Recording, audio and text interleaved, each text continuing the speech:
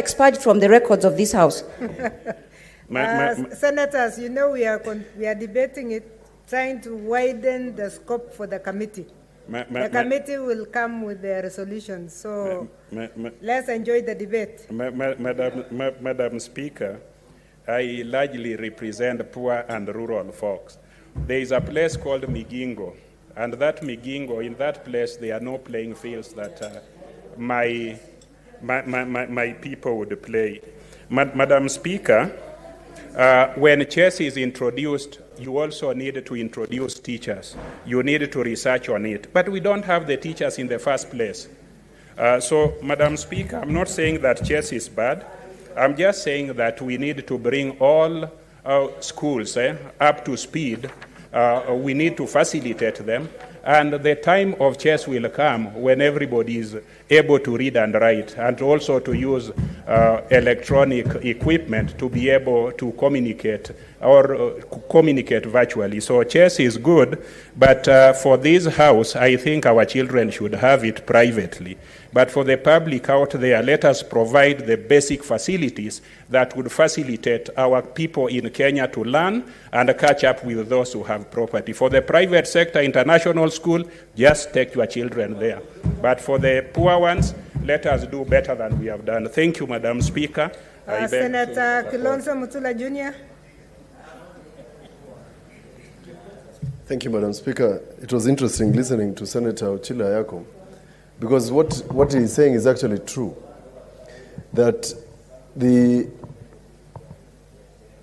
quality of education in Kenya and our public schools is wanting. Recently, and I'm surprised that the Education Committee has not questioned this issue, the Cabinet Secretary announces that only a few people who have qualified to be nurses passed English. Yet, they did the exam and passed nursing, and the nursing was done in English. So what does that say about the teacher who marked the exam? So how did they pass the exam if they could not pass the English? But there are fundamental issues. Jubilee introduced what they call digital literacy program. Jubilee has also introduced something they call this curriculum-based CBC. When we questioned it here, the Education Committee didn't do much to help us, because the teachers in makwiny who questioned were interdicted. I know 6 teachers who were fired for questioning CBC, arrested, taken to court. And what they were simply saying is, how can you introduce CBC without training us? And I was saying, how can you introduce CBC? And the sort of things that even one of the members of staff was telling me, her child was told, go and Google the picture of the swallowing of the shark in the Bible. Go and Google it, bring a picture. Even the quality of CBC is a question. So on my part, in fact, what this committee should do is ask the ministry, because they will ask the ministry, how did you come up with this curriculum? What do you want to achieve? Yes, I mean, certainly. Yes, information from Senator Murkomen. Senator Mutula, I was with teachers from my county.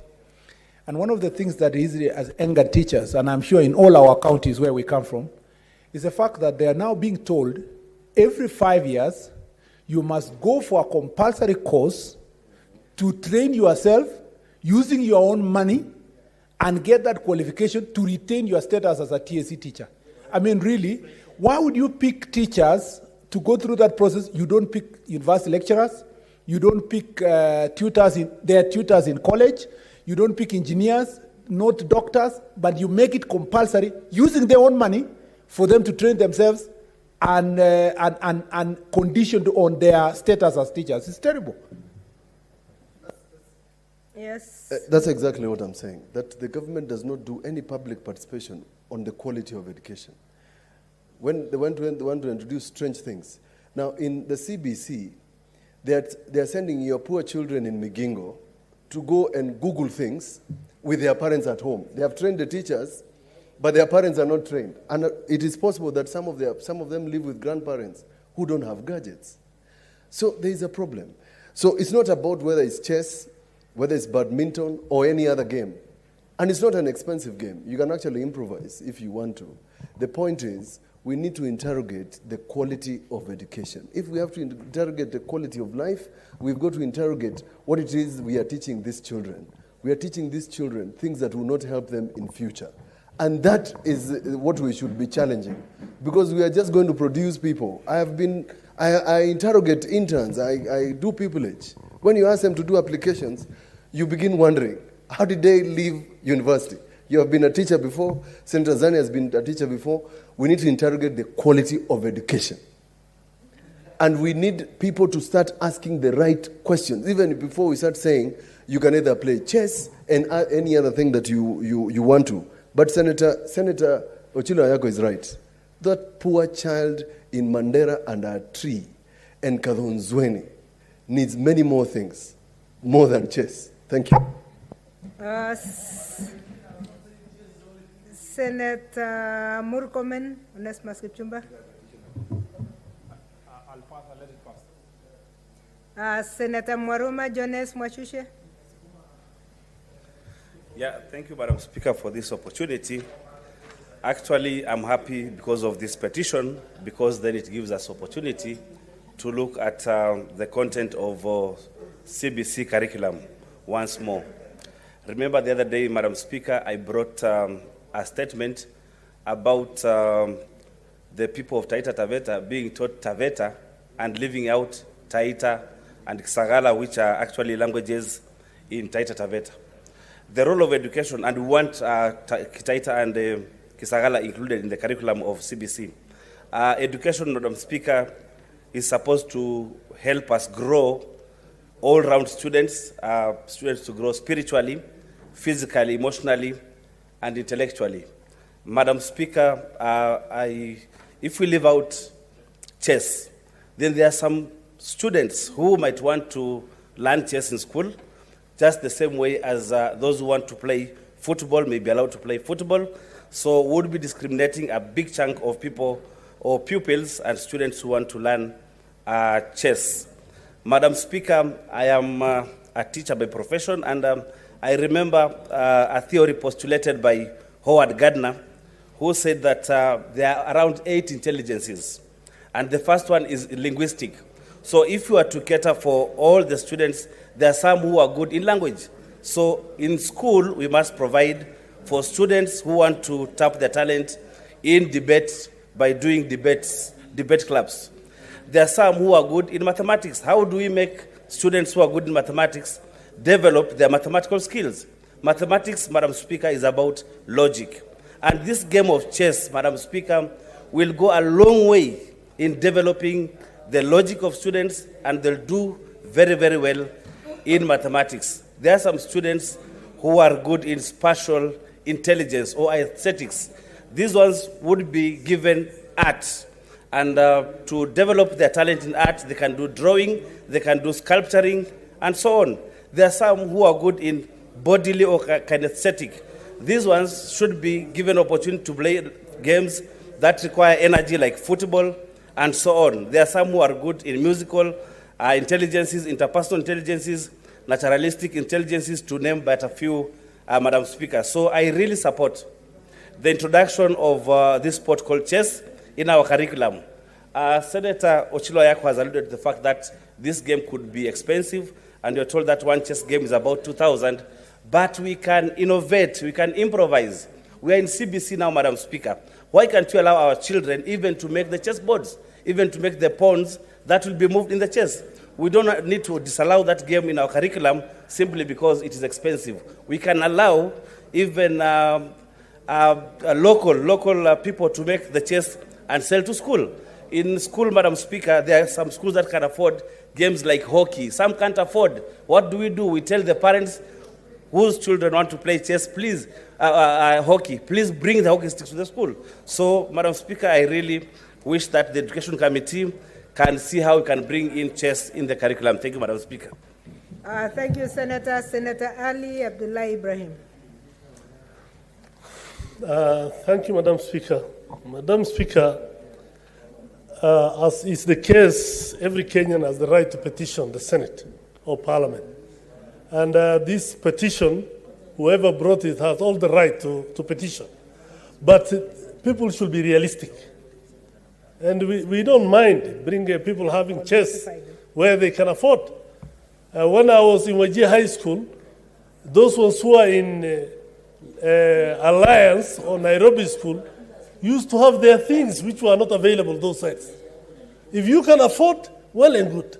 But when you want to talk of primary school students in a place called Dugo in Wajir North, where they don't even have classes, and you are talking of chess, where you are talking about chess, you want to bring a chessboard, a beautiful one.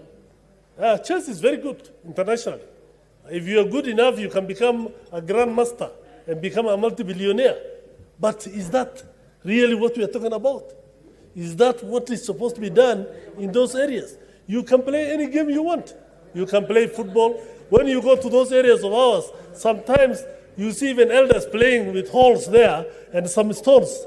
I don't know the real, some sort of, these things they do in Mombasa, but they do it on the ground. I'm sure Senator of Turkana knows what the Normans do.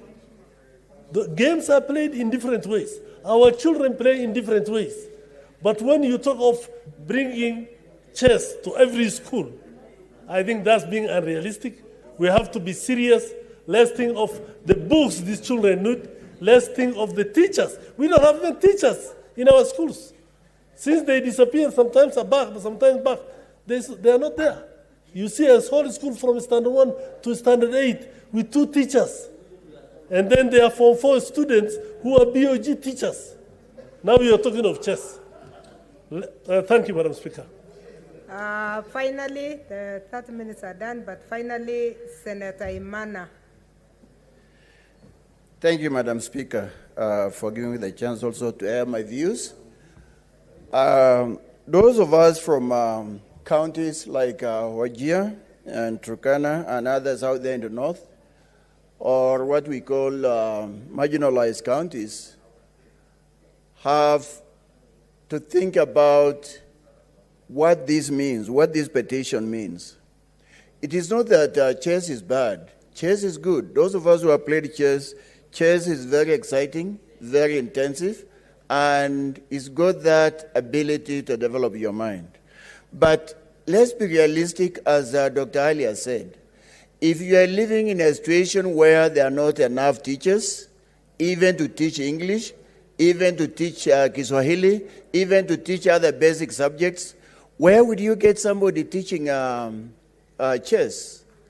So what you are saying is there must be enough teachers in schools to begin with, and then after all that is covered, then now we can have chess as an extracurricular kind of subject, or something that can be done outside class on clubs or somebody that is interested. In other words, really, chess should be there.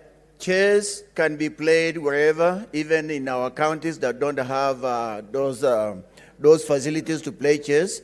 But, you know, it should be available for all students. It should not be made something that is very expensive only to be afforded by the very rich. So it's okay that we have it, it's available everywhere else. But all the same, we want to have the basics. We want to have teachers that teach just basic subjects before we go into chess. Otherwise, chess is pretty good, but we don't have that chance to play chess since there are not enough teachers. Thank you, Madam Speaker. Thank you, Senators. That brings us to the end of that. Honorable Senators, pursuant to Standing Order 2321, the petition should be committed to the relevant committee, relevant standing committee for its consideration. In this case, I direct that the petition be committed to the Standing Committee on Education. In terms of Standing Order 2322, the committee is required in not more than 60 calendar days from the time of reading the prayer to respond to the petitioner by way of a report addressed to the petitioner and laid on the table of the Senate. I thank you, senators, and I call on the committee to make sure that they check the answer because of the very good contributions that have come in. Next order. Order number 5, papers.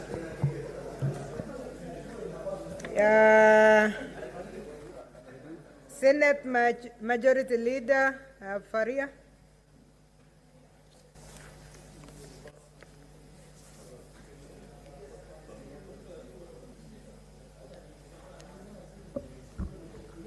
Madam Speaker, I beg to lay the following papers on the table of Senate today, 2nd November 2021. Report of the Auditor General on Financial Statement of Lamu Emergency Fund for the year ended 30th June 2019. Report of the Auditor General on the Financial Statement of Lamu County Fisheries Development Revolving Fund for the year ended 30th June. Report of the Auditor General on the Financial Statement of Kakamega County Trade Loans Fund for the year ended 30th June 2019. Report of the Auditor General on Financial Statement of Kakamega County Assembly Car Loan and Mortgage Fund for the year ended 30th June 2019. The report of the Auditor General on Financial Statement of Tana River County Ward Bursary Fund for the year ended 30th June 2019. The report of the Auditor General on the Financial Statement of Busia Agricultural Development Fund for the year ended 30th June 2019. The report of the Auditor General on the Financial Statement of Bungoma County Youth and Women Enterprise Women Empowerment Fund for the year ended 30th June 2019. The report of the Auditor General on the Financial Statement of Mandera County Education Bursary Fund for the year ended 30th June 2019. Report of the Auditor General on the Financial Statement of Trans Nzoia County Elimu Bursary Fund for the year ended 30th June 2019. Report of the Auditor General on the Financial Statement of Kirinyaga County Executive Car Loan and Mortgage Fund for the year ended 30th June 2019. Report of the Auditor General on the Statement of Kirinyaga County Facility Improvement Fund for the year ended 30th June 2019. Report of the Auditor General on the Financial Statement of Taita Taveta County Education Fund for the year ended 30th June 2019. The report of the Auditor General on the Financial Statement of Taita Taveta County Executive Car Loan and Mortgage Revolving Fund for the year ended 30th June 2019. The report of the Auditor General on Financial Statement of Taita Taveta County Assembly Mortgage Scheme Fund for the year ended 30th June 2019. The report of the Auditor General on the Financial Statement of County Government of Taita Taveta Emergency Fund for the year ended 30th June 2019. The report of the Auditor General on the Financial Statement of Taita Taveta Datu Sawazisha Fund for the year ended 30th June 2019. Report of the Auditor General on the Financial Statement of Kwale County Assembly Members and Staff Loan Scheme for the year ended 30th June 2019. The report of the Auditor General on the Financial Statement of Kwale County Bursary Fund for the year ended 30th June 2019. Amusan Dunes Groundwater Conservation Area Order Legal Notice Number 206 of 2021. Kikuyu Spring Aquifer Groundwater Conservation Area Order Legal Notice 207 of 2021. Dik Garden Wetland Groundwater Conservation Area Order Legal Notice Number 208 of 2021.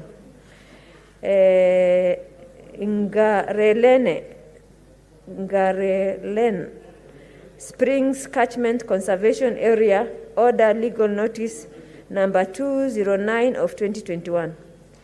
Lake Kenyatta Sub-Catchment Conservation Area Order Legal Notice number 2010 of 2021. Thank you, Madam Speaker. Thank you, Senator. Next order. Order number 6, notices of motion. Order number 7, statements.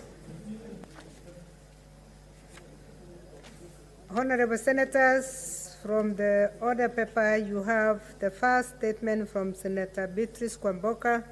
We are aware she's not around. Senator, so number 1 and number 2, unless she comes online, and she tried to come yesterday, we defer.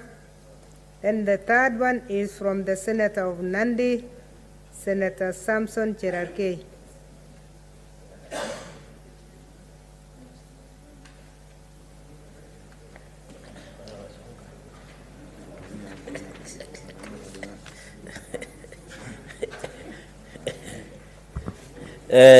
Thank you, Madam Speaker. I would request that I read a statement on the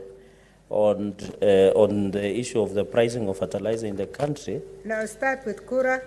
No, at least there was some correction on that one.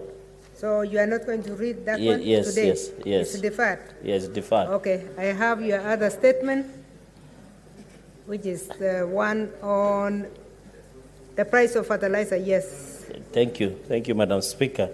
Request for statement on the price of fertilizer in the country. Madam Speaker, I raise pursuant to Standing Order 48-1 to seek a statement from the Standing Committee on Agriculture, Livestock and Fisheries on the escalating price of fertilizer in the country. In the statement, the committee should, 1, explain the measures, if any, put in place by the Ministry of Agriculture to address the escalating prices of fertilizer which has risen from approximately Kenya shillings 2,200 per 50 kilo bag in the last 3 months, and now to retail between, as at now, is retailing between 4,500 to 5,000 Kenya shillings per 50 kilo per bag. So that is an increase, Madam Speaker, of more close to around 3,000 plus.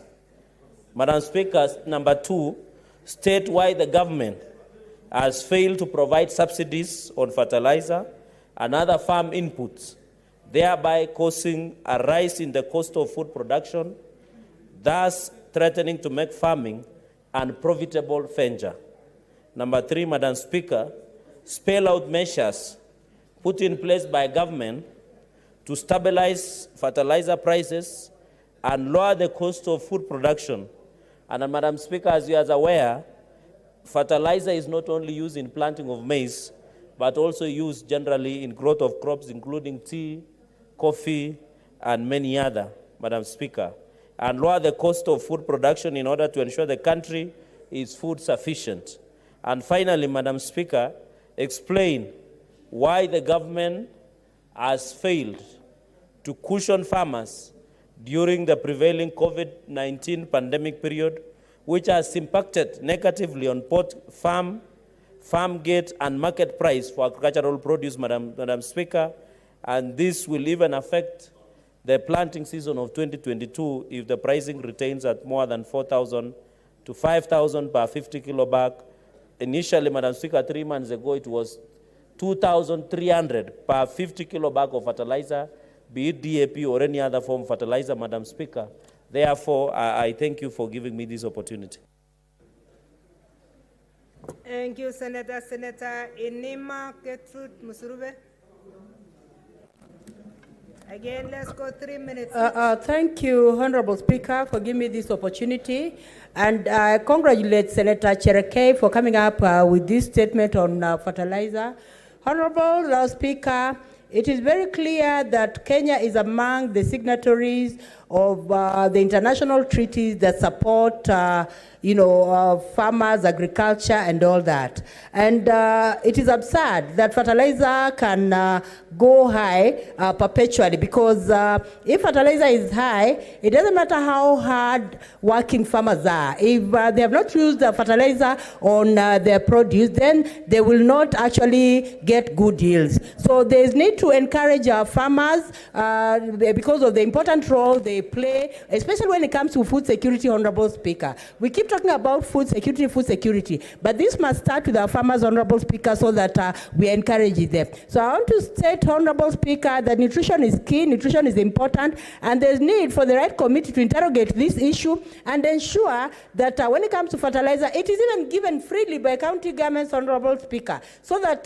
farmers are encouraged to plant. Remember, farmers also get their money from there. They have school fees to pay. They have children to take to school. They also need to sustain themselves. They have hospital bills and all that, Honorable Speaker. So I support this statement, and I hope the right committee will actually do what is rightful for the farmers. Thank you. I support.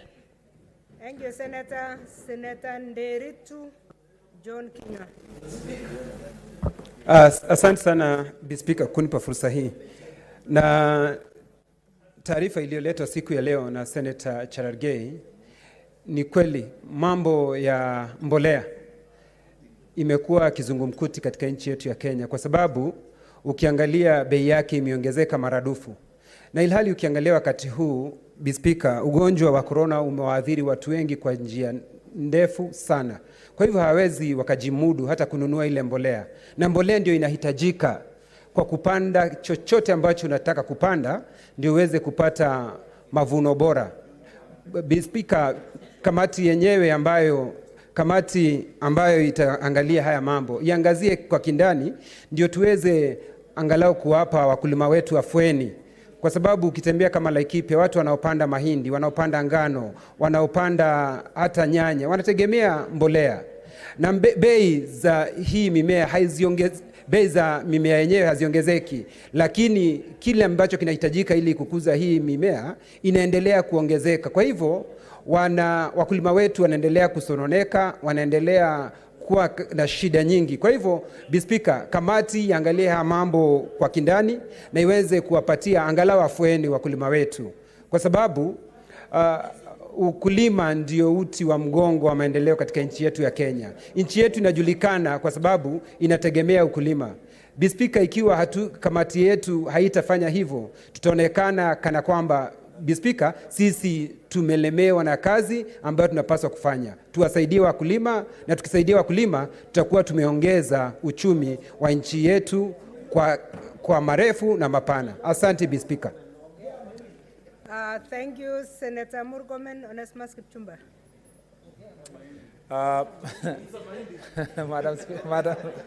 Madam Speaker, you remember there was an old man when we were in Eldoret in 2018 in your county, who said, Cherargei and Kipchumba sungumza mahindi. The truth is that the question of subsidies for agriculture and specifically fertilizer for purpose of maize farmers and to some extent tea farmers and the other farmers, but particularly insofar as maize farmers is concerned, has been a very sad story, because this government, in its second term, deliberately, Madam Speaker, decided that they were not going to continue the subsidy program for fertilizer for maize farmers. And it's a very sad story, because the people this government is punishing, like Orengo said some time back, are those who voted for this government more than anybody else. And Madam Speaker, after doing all this injustice to the maize farmers, the same people who have done injustice to the maize farmers are now running a political campaign to say, oh, the leaders from the North Rift, the leaders from Uasin Gishu, Trans Nzoia, Nandi, Elgeyo Marakwet are not speaking for farmers. But Madam Speaker, what a paradox. This government was elected by the people of Kenya to serve Kenyans. How come when an issue is touching maize farmers, it is turned to be a local problem to be resolved by Senator Kamar, Senator Murkomen or Senator Cherargei or whoever else. But when it comes to other sectors of the economy and farming, it is a problem of the ministry and the government of Kenya. Is there another president for no thrift? No. Madam Speaker, we want to be treated like any other part of the country in terms of protection of farmers. And we want the ministry to explain why, despite the fact that they used to now blame all these other people, now that they have a proper, strong hold of the ministry itself, how come the fertilizer prices have gone higher instead of coming low? The people of Rift Valley are crying for the days of President Mwai Kibaki and William Ruto as his minister, when the fertilizer prices were 1,800. But now we are talking about fertilizer prices that are 4,000, 5,000. This is terrible. And Madam Chair, I hope the chair of the Agriculture Committee will come with a good answer, and the chair also of Agriculture in the National Assembly must be held into account together in finding an answer to this problem. I thank you, Madam Chair. Thank you, Senator Kavindu Mutama, online.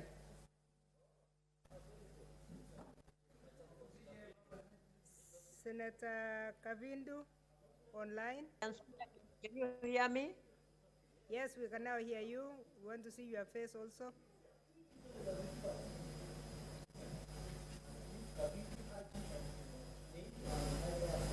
My face. Madam Speaker, thank you for giving me this opportunity to join my fellow senators to congratulate Cherargei for this very important statement of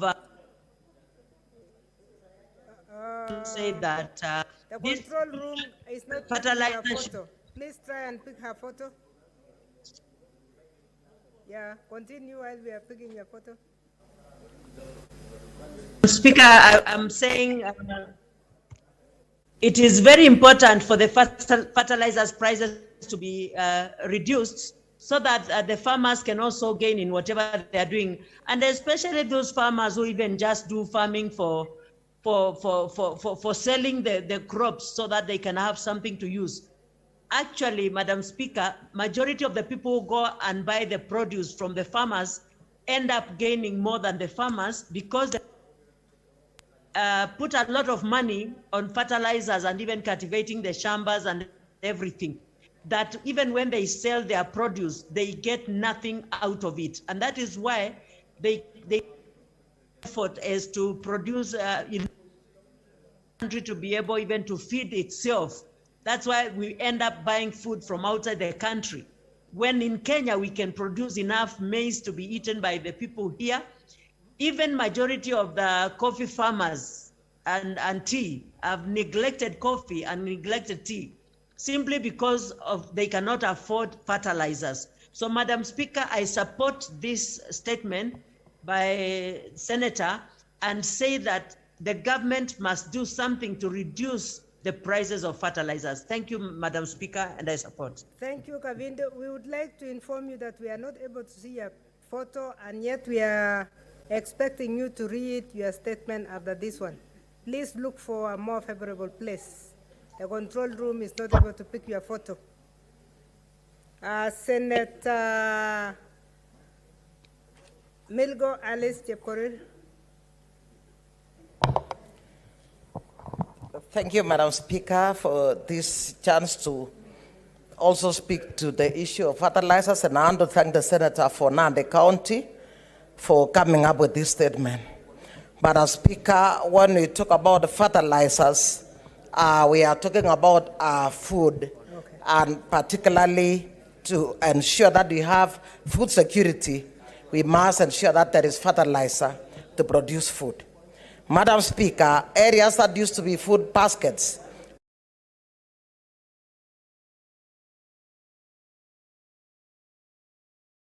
to plant maize and any other crops that used to be to add to the food in this country. Madam Speaker, when the prices of fertilizers escalate to the tune of over 4,000, we are actually declaring that Kenya shall become a food relief country throughout the time. Yet we can be able to manage this and ensure that our people get food, because issues of food will go a long way, even to affect health in terms of growth, even in children and even in most people, because we normally talk about balanced diet. But right now, without the fertilizers to grow the crops, we find that farmers are actually given up. And I want to say, Madam Speaker, issues of fertilizer has been a thorn in the flesh. And this is one of the issues that we've been speaking about, and we have been saying taxes on issues related to crops, issues related to agriculture should be lowered to ensure that with fertilizers and other farm implements are received in this country at an affordable price. Madam Speaker, as I'm speaking right now, fertilizers have affected majorly the Rift Valley, that has been the food basket. And in most cases, that is the area that was affected by what we are calling yellow maize streak. And when farmers even got a relief recently, when that disease was not seen, what happened is that maize and other crops were planted without fertilizers. Madam Speaker, I think it is a high time, and I want to believe that this committee that is going to look into this will go to the root cause of this to ensure that we are able to bring fertilizers at an affordable price, so that we are able to feed our people and therefore be able to ensure that our country is developing. Madam Speaker, while it is, I will not.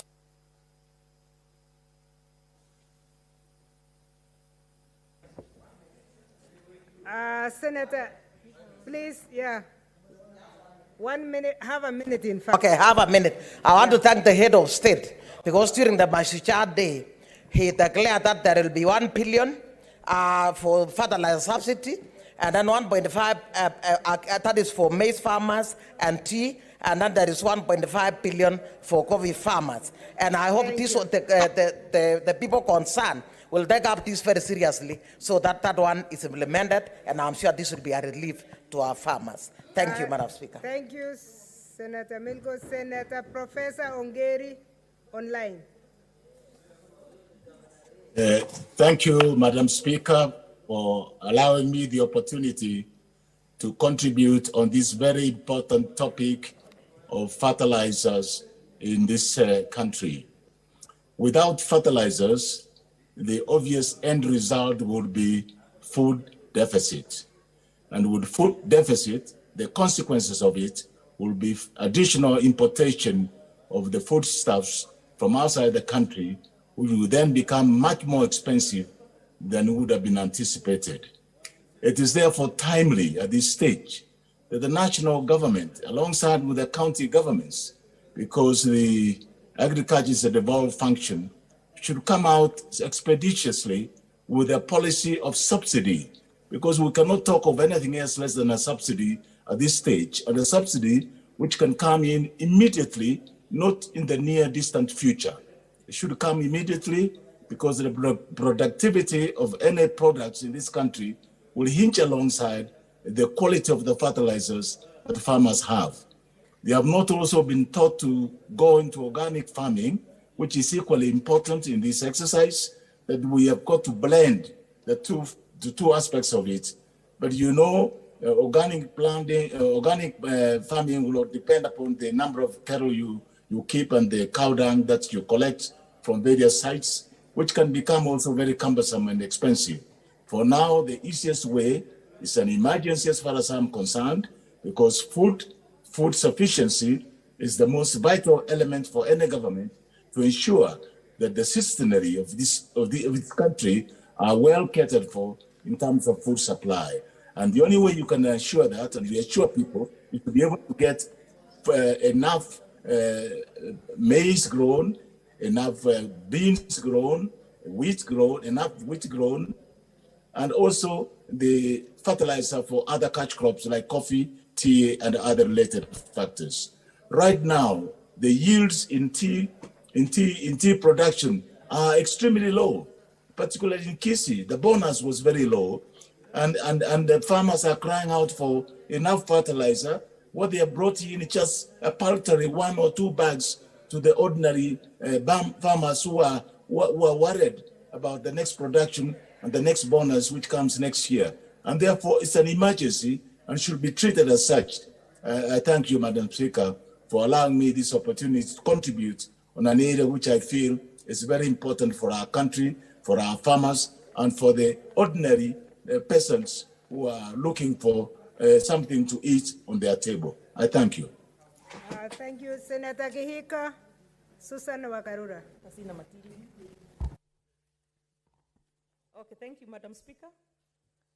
Let me congratulate Senator Cherarke bringing this, which is extremely timely, given that the backbone of this country is really agriculture. And actually, when I talk for my county, it's really the main thing that most people do is farming. So over the years, the price of fertilizer has really just shot up as the subsidies have been taken away. I would also be very curious to know why the subsidies are no longer there. Why, as a government, that cannot be a priority given how many people agriculture feeds. Agriculture is really just the backbone. And without this subsidized fertilizer, then the cost of food production really becomes high. And not just the fertilizer, by the way, but farm inputs as well. And without helping our farmers, many of whom I would dare probably guess a very high percentage of the farmers have very small acreage. And without proper or good fertilizers and farm inputs, then they spend the whole year working very hard, cultivating, planting probably even very, very weak or very inferior seeds. And then without fertilizer, at the end of the day, whatever they harvest cannot even really, they don't even break even. So what has then happened is agriculture becomes unattractive for most Kenyans. Most Kenyans are unable to even put their kids through school. Now we have seen the rise of all these text messages as members of parliament asking for school fees. Bursaries can barely support the children in school. And so it sort of just affects very many other factors of life or very many other areas of our lives in the country. So we want to know why the government has failed to provide this, why it has failed to make it a priority in as far as prioritizing what the government does for its people, and why, if for so many years this was the case, why suddenly it's not, the government does not think that it's important and that it should be done. And once this is resolved, I would also hope that we are able to reinstate reinstate and provide subsidies on fertilizers and other farm inputs so that we can get our farmers where they need to be. Thank you, Madam Speaker. Thank you, Senator Nyamunga Rose Ogendo. Thank you, Madam Speaker, for giving me an opportunity to make some comments on this statement by Senator Cherarke. First of all, Madam Speaker, the plight of farmers in this country is not segregated to particular areas. I think that is one thing that touches all parts of this country. And secondly, agriculture or food security is one of the agenda 4 of the government.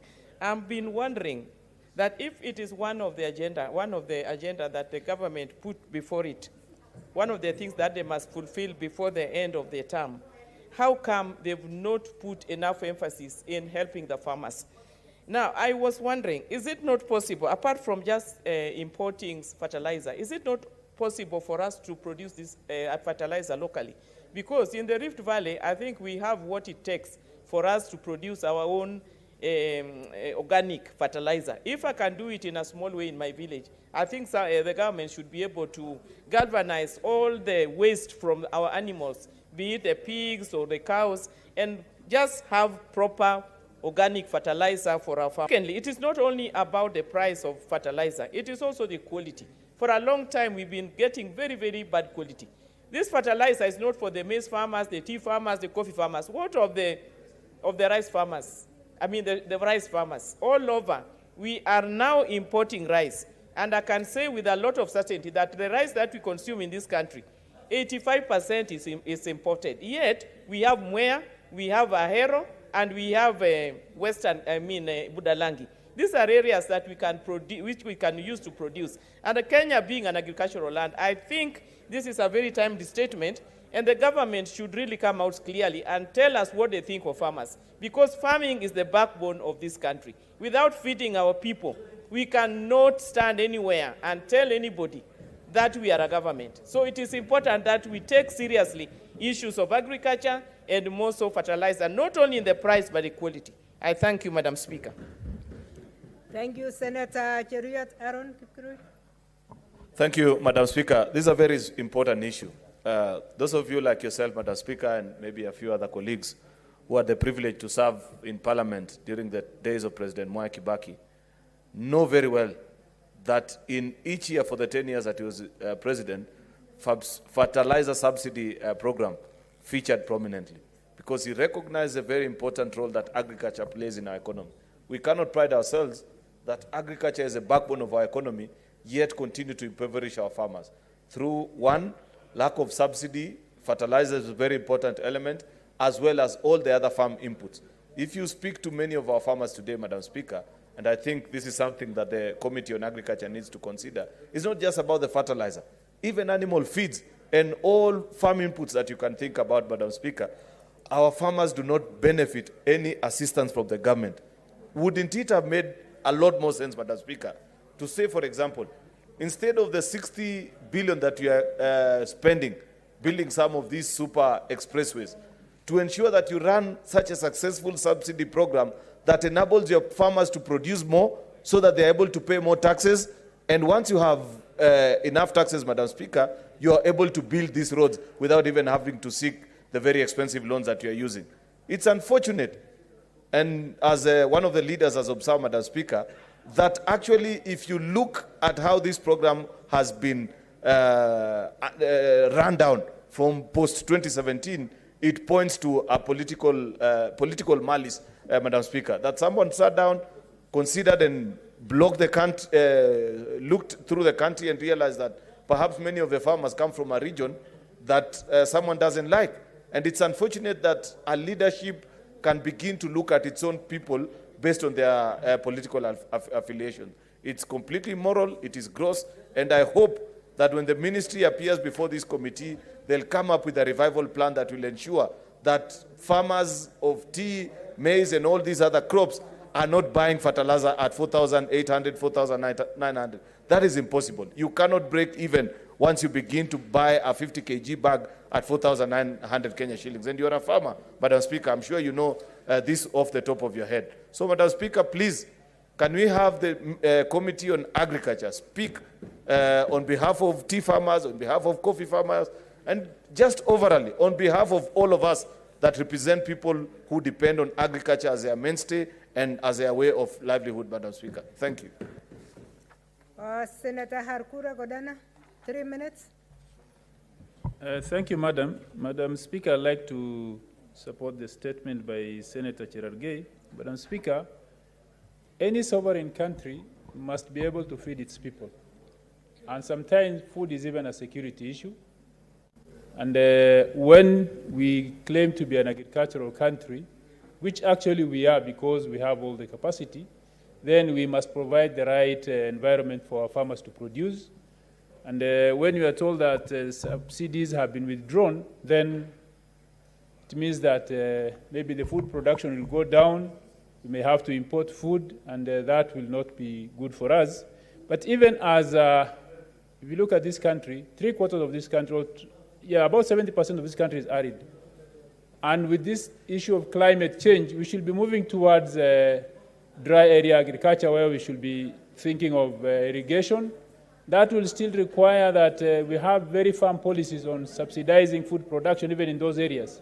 So I'd like the committee to look at what is actually the government policy in terms of subsidizing our farmers in provision of quality, certified seeds, quality fertilizer, so that way then we can actually invest in food production, we can be a food secure country, So this is a very important issue which needs to be looked at, and I hope the committee will come up with very clear answers on the policy of the government, whether it's a policy that subsidy needs to be withdrawn or it's something which just happened by mistake. Thank you. Thank you. Finally, Senator Wetangula Moses Masika. 3 minutes.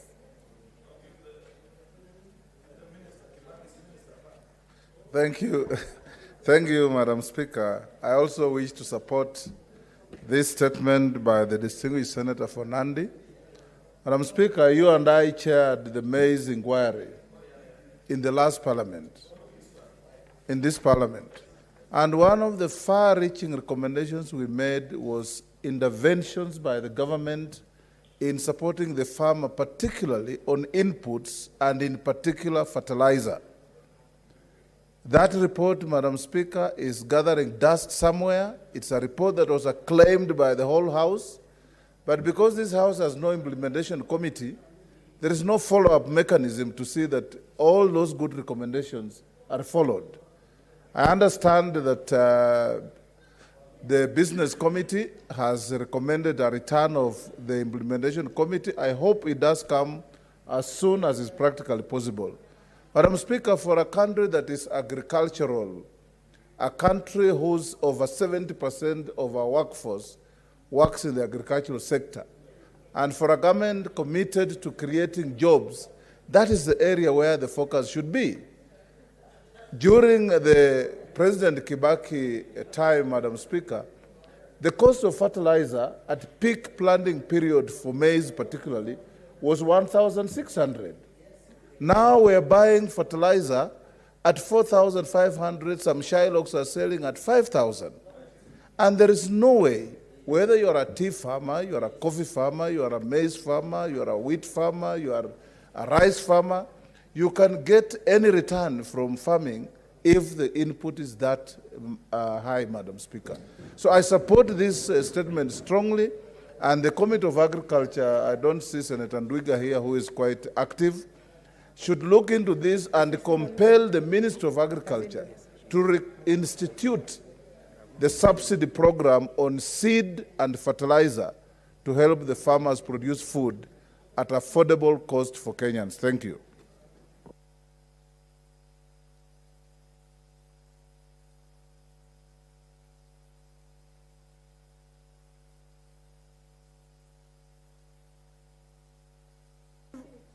One minute to Senator Githu Nguki and 1 minute to Senator Ali Faria.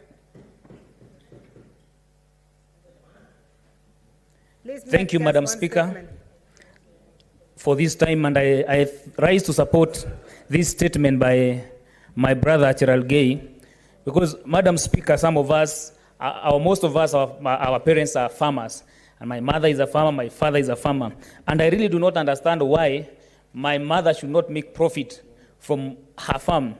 And one of the reasons is because the farm inputs are extremely expensive, Madam Speaker. And Madam Speaker, we must also be very clear and candid and honest to ourselves. It seems as if there are people who are extremely deliberate in killing our agriculture sector, our local farmers, so that they can continue importing what can be locally produced. Therefore, Madam Speaker, I rise to support this statement, and I wish the relevant committee will come up with a very good report on this. Thank you. Thank you, Senator Faria Ali. Thank you, Madam Speaker, for giving me this opportunity. Madam Speaker, I agree that I support the statement, and I agree that farmers should be subsidized. But I think let's place responsibility where it deserves. Agriculture is fully devolved function. County governments should also do something about this fertilizer issue, because they are on the ground and they are, instead of stealing the billions, let them invest in their counties so that that money can help their citizens, so that they can enjoy profits and agriculture becomes a viable business. I thank you, Madam Speaker. Thank you, Senator. Senator Abshiro, 1.5 minutes. Thank you, Madam Speaker, for giving me the opportunity. Of course, I support this request and statement by Senator Cherargei, but I'd also like to urge that even as we look at the agriculture sector, which deserves every subsidy, everything, but the people of northern Kenya who are pastoralists also deserve support, subsidies, and especially during this drought season. We want to see government looking at both aspects of agriculture, because agriculture doesn't stop with the crop, it also goes to animals. And for us, from northern Kenya, we have suffered. We want to ensure that our animals are insured, and that inputs that go into livestock keeping are also considered. But that having been said, I think it's an injustice for things that have been supported to be withdrawn, and this must be looked into, especially by both national and county governments. I support, Madam Speaker. Thank you, Senator. We now move to the statement by Senator Kavindu Mudama. You are still online. We hope we can see you so you can read your statement. Madam Speaker, thank you. Thank you. Can you hear me? We can hear you. We have not seen you yet. We are waiting to see you. Kindly, Madam Speaker, I request that you defer my statement to come up for reading tomorrow. Thank you, because we cannot. I'll avail myself in the House. Thank you, Madam Speaker. Senator Kwamboka, I hear you are online also, and you have a statement. Are we able to see you, or you read tomorrow?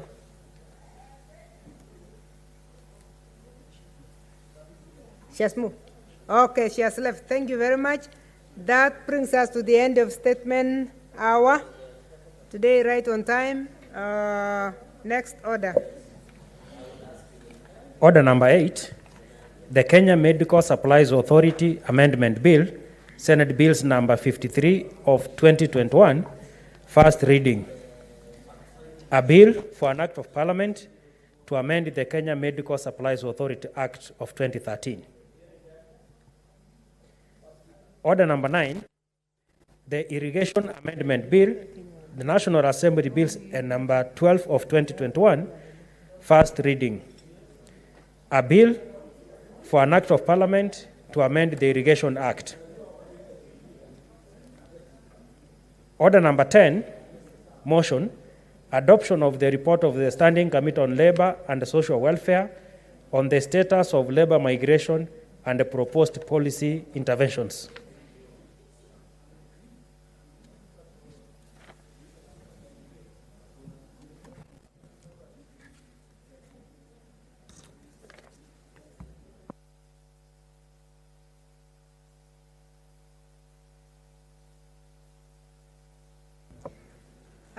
Chair Labor,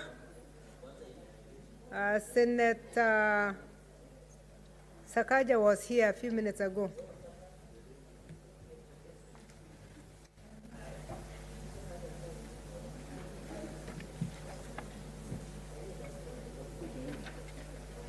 Senator Sakaja, is he around? Yes, okay, thank you.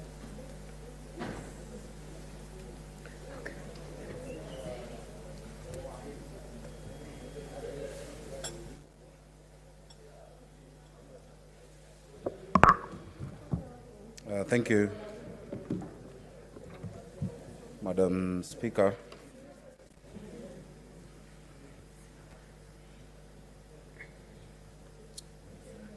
Madam Speaker, I wish to move that the House adopts the motion on the report of the Standing Committee on Labor and Social Welfare on the status of labor migration and proposed policy interventions laid on the table of the Senate on Tuesday, the 2nd of November, 2021. Madam Speaker, this is a very, very important motion that comes by way of a report by the Standing Committee on Labor and Social Welfare that focuses mainly on our issues of labor migration from Kenya to the Middle East.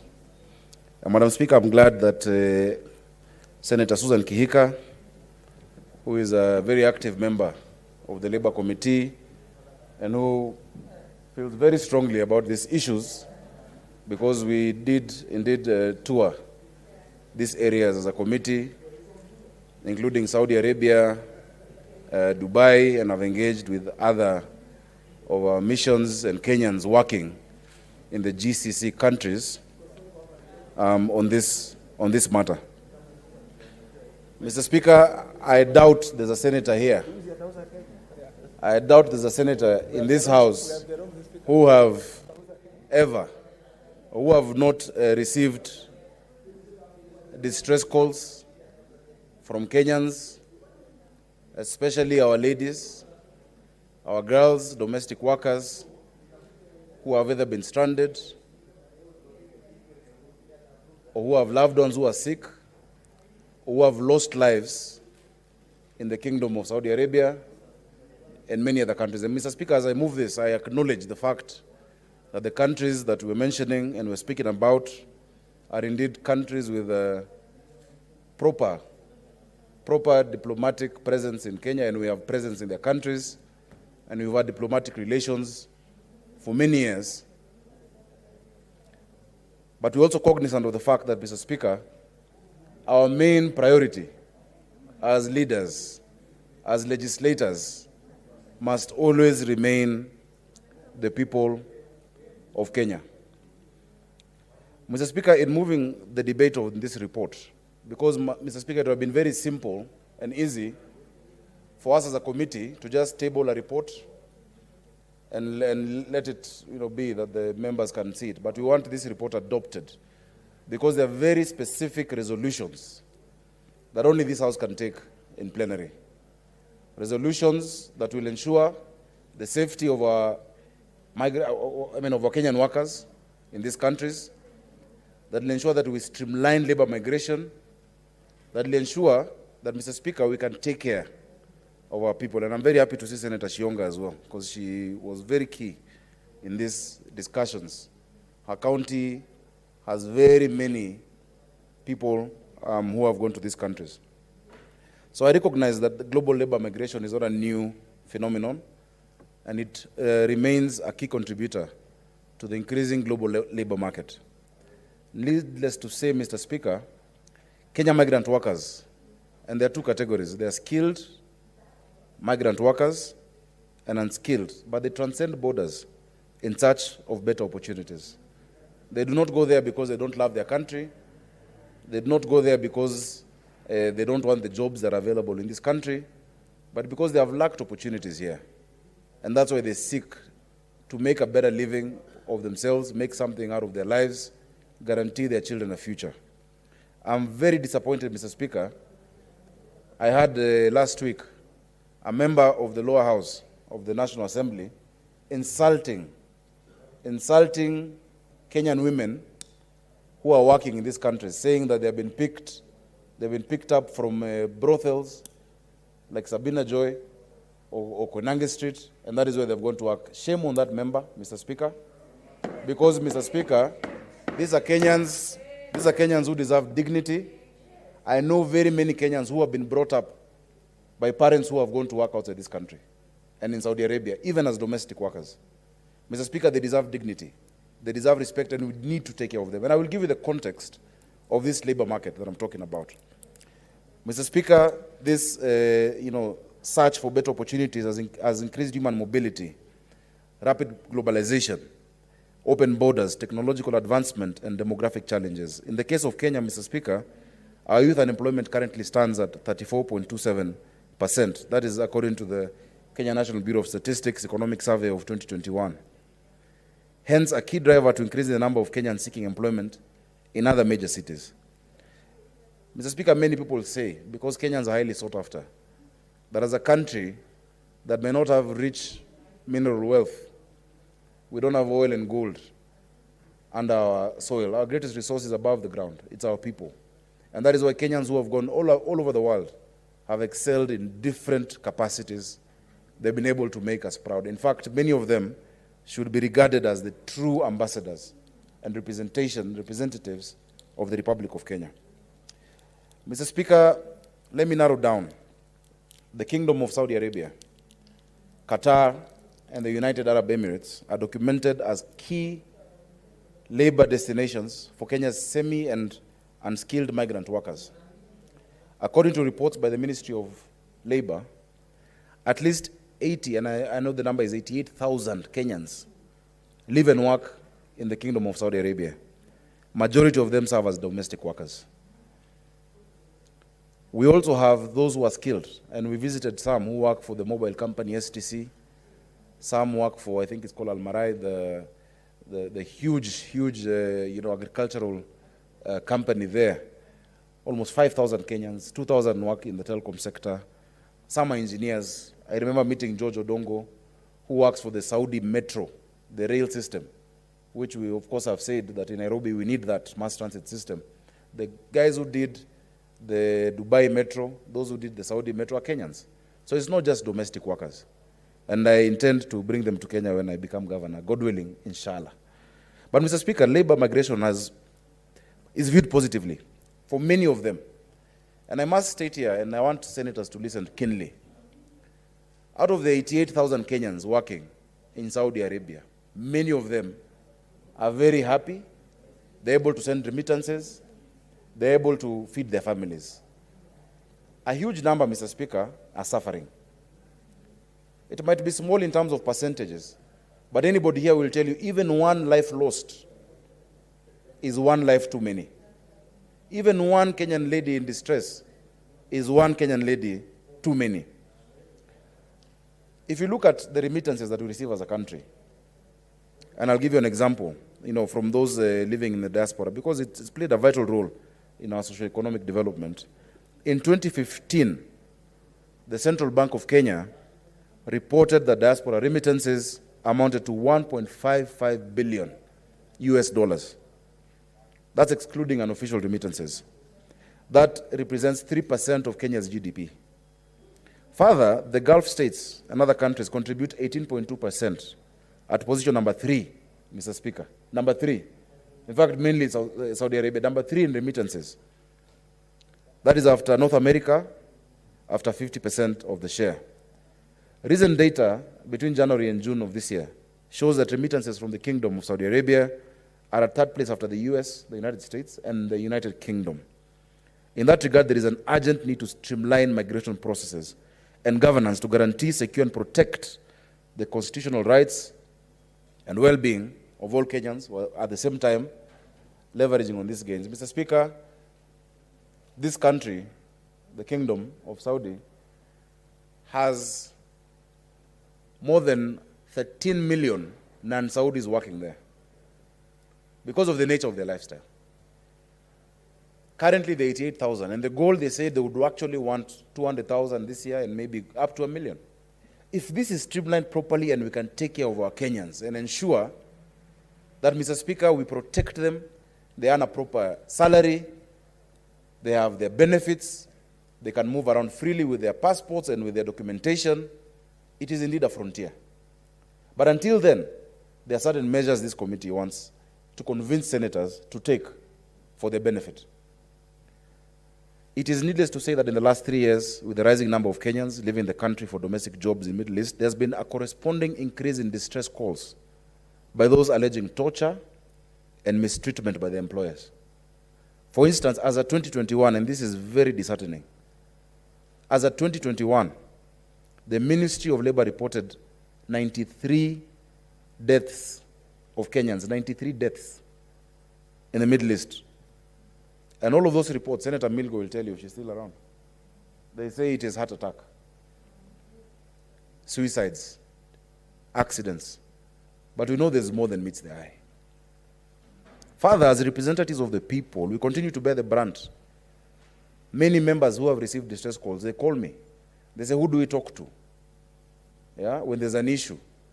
I've just had a discussion with Senator Zani. I've had members of the National Assembly. I remember our Senator Isaac Mwaura receiving dead bodies at Wilson Airport, or I think at JKIA.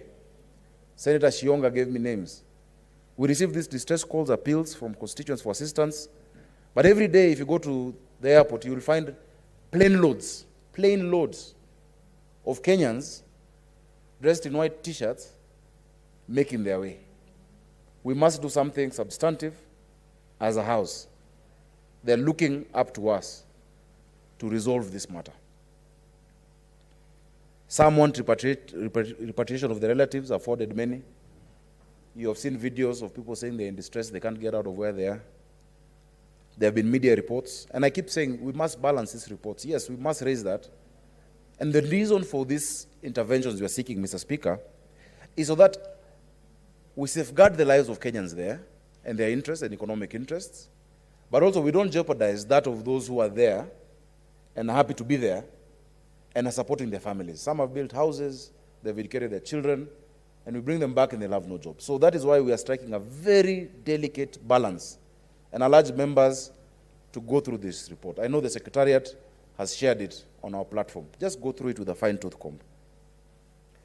Mr. Speaker, it is therefore against the foregoing background that the committee, in undertaking its oversight and legislative roles in the case of labor migration issues, was part of the Kenyan delegation alongside the Ministry of Labor for a visit in the Gulf region. We undertook a study visit between the 10th and 20th of April, comprised members of both the Standing Committees of Education and the Standing Committee of Labor and Social Welfare.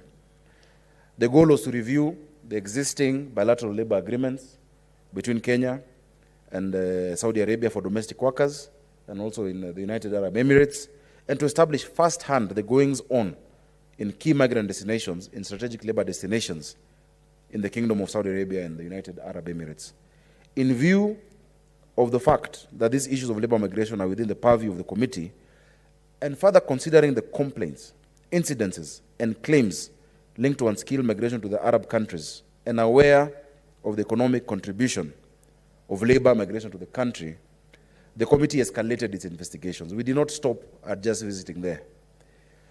In our report, we reviewed existing opportunities and assessed obstacles for improved processes and labor migration governance, and subsequently, we have provided practical policy and legislative and administrative solutions to these problems. I know many Kenyans have been waiting for that report. We did not want to rush it. We came back. We have sat with different entities.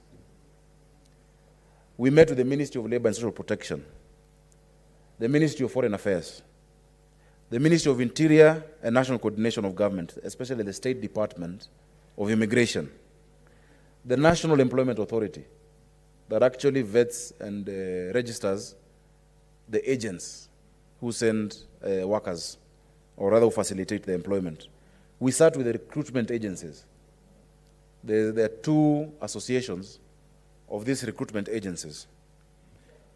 And while we, of course, acknowledge the efforts of the Ministry of Labor to implement certain specific activities in the course of 2021-2022, and whose objective is to enhance the labor migration processes and governance, we are concerned about the deteriorating conditions of migrant workers, particularly in the Kingdom of Saudi Arabia, and we are of the opinion that the processes likely to protect life and welfare of Kenyan migrant workers supersedes all others, and therefore must be prioritized. Mr. Speaker, while we were there, we met with the Ministry of the Kingdom of Saudi Arabia on, I think they call it human resource, it's in the report. We met the mega recruitment agencies there.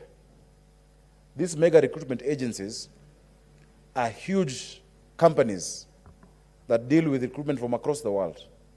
And it's important to note, Mr. Speaker, that even for you to be registered as a mega recruiter in the Kingdom of Saudi Arabia, you put a security deposit that is equivalent to 3 billion Kenya shillings. That is not what you're proposing for ours, but there must be a level of security deposit when a Kenyan worker leaves this country. They're insured. We have a guarantee of their flight back in case they want to leave. We know where they are staying, in whose family they have been recruited, and what contact numbers they have, so that in case of anything, we can contact our Kenyans while they're there. They must be protected. It is important to note, as I've said, labor is such a huge, and especially labor migration, is a huge potential economic frontier for this country. But our country lacks a comprehensive policy and legal framework useful to guide, govern, and create stability in the migration process. The fact that we lack that is not a secret. There is no labor migration law. There is no national migration policy, labor migration policy. I know we were engaged a few weeks ago with all these departments talking about a draft, but it's a draft that speaks very lightly on labor migration, which is the biggest cause of migration. We don't have migration from Kenya because of war. We don't have migration from Kenya because of hunger. The migration from Kenya is to seek out opportunities. And we saw, Mr. Speaker, case studies of other countries that are taking care of their people, even in the Kingdom of Saudi Arabia. They have negotiated a country, government to government. They have even negotiated salaries. They have negotiated the rates of calling back home. They have negotiated the rates of remittances and the status of their people. A Kenyan living in Saudi Arabia, in Dubai, in the US, in the UK, is as Kenyan as a Kenyan living in Nairobi or Kisumu or Nyeri. They must be treated with the same dignity. The national migration policy, Mr. Speaker, has been in the works for a long time. And so we said, do we wait? And I'm glad Senator Mazawi is a member of my committee because he was there when we went through this.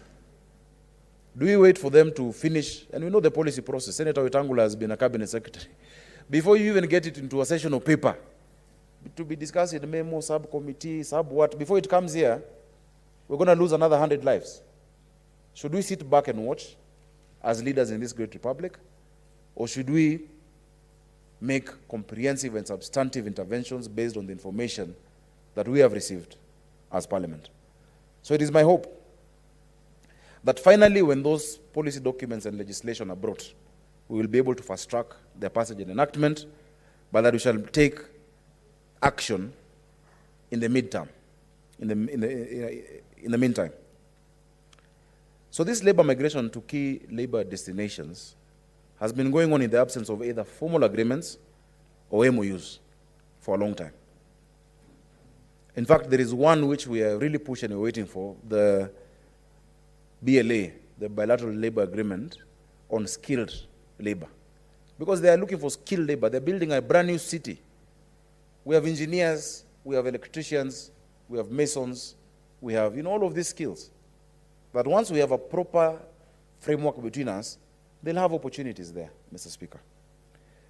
But even where those exist, the MOUs, they are weak and they're deemed insufficient in safeguarding the rights and well-being of Kenyan migrants. We've done comparative analysis with other countries. And this explains the numerous ongoing cases of abuse being experienced by those seeking employment in these countries. With a growing number of migrants to the Middle East, therefore, as a matter of priority, and I'm sure Ministry of Foreign Affairs are listening, Ministry of Labor is listening, and our agencies are also listening. There is a need for us to streamline processes for effective governance. Recruitment processes, the recruitment agencies, which are in their hundreds in this country, the pre-departure training. You find, Mr. Speaker, sorry, I will not do that again. You will find, Mr. Speaker, it's because when the Deputy Speaker sits there, she really sits. But I know I'm getting used to this. You find some ladies have been taken, domestic workers, during the month of Ramadan, and they say they're not being given food because they have not been trained of the culture and even the religious practices. Some of them have not gone to Form 4 or even to high school. And for deep in the village, in some parts of this country, there may not be exposure to different religions. And so they don't know how to take care of themselves, what time to get up to be able to prepare, etc. Just the cultural issues create such tension, Mr. Speaker. Mr. Speaker, issues of migrants' legal identification and registration. What happens in these countries when after the medical test has been done, the migrant worker goes there and gives birth? The citizenship of that child, Mr. Speaker. Those are questions that have arisen. And we discussed, our laws are different. If a child is found born in this country and whose parentage is not known, but is deemed below the age of 8, then they're assumed to be Kenyan citizens.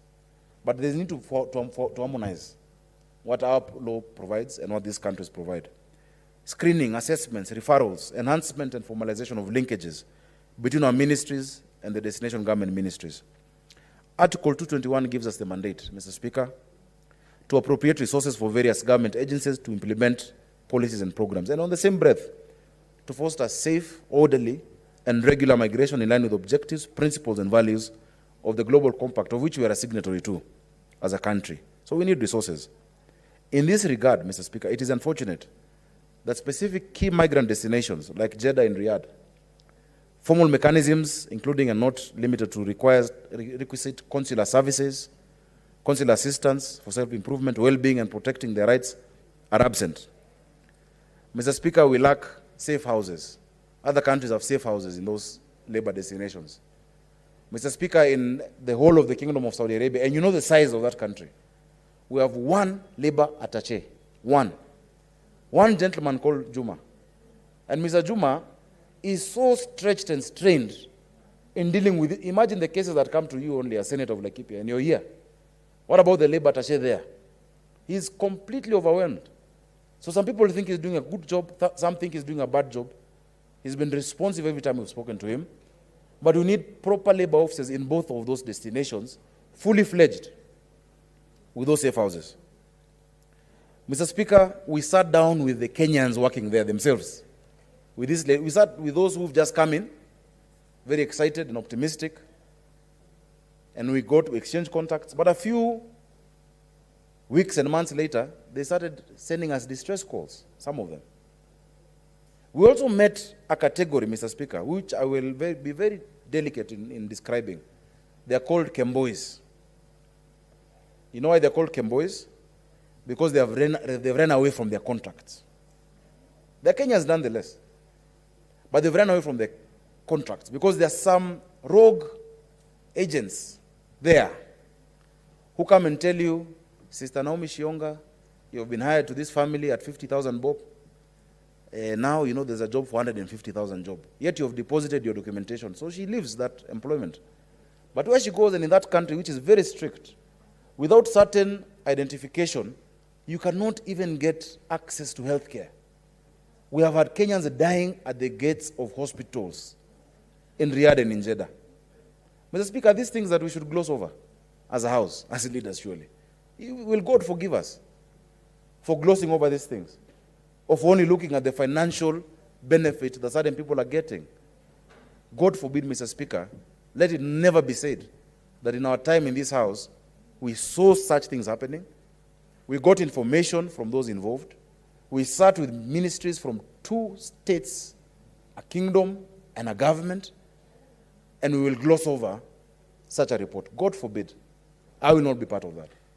And Mr. Speaker, that is why this committee wants to take the move. Some may call it drastic. I've heard some senators saying that we are throwing out the baby with the water. We are not. Mr. Speaker, we are recommending as a committee that all labor migration of domestic workers, and I need to be very clear, the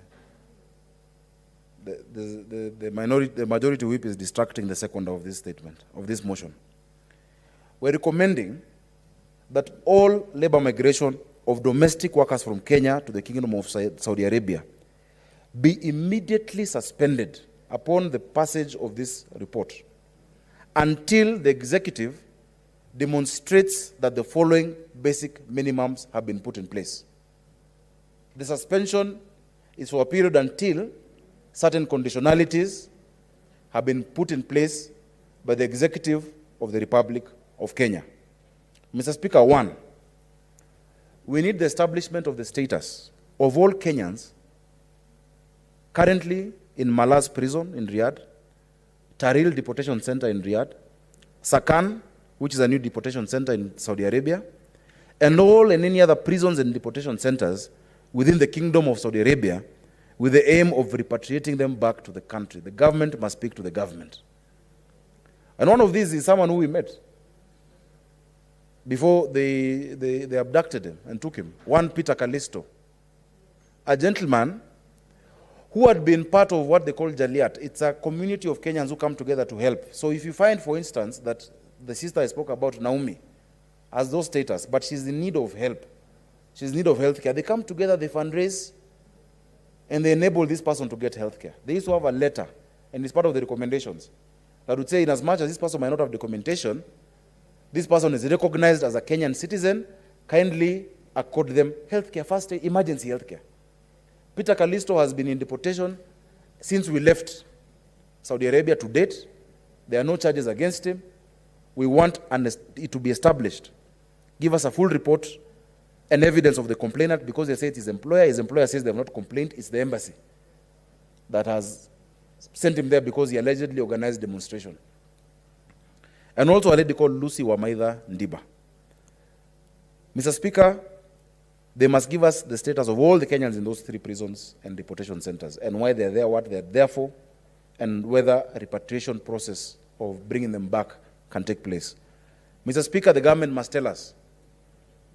Today I've just seen a video of bodies being removed which had not been found from a mortuary. Today, I've been shown a video. They must tell us how many Kenyan bodies are lying in Shemesi mortuary in Riyadh. Number 2, the executive must establish the current status of all domestic workers in the Kingdom of Saudi Arabia, their contacts, their places of work, and set up a database and lines of communication between them and the labor offices at the embassy. And many of those are those who want to continue working. But until you've established that, even the employers know that there's no government watching me. I can mistreat this Kenyan the way I want to. I can do whatever I want to do to this Kenyan. There is a system called Musanid.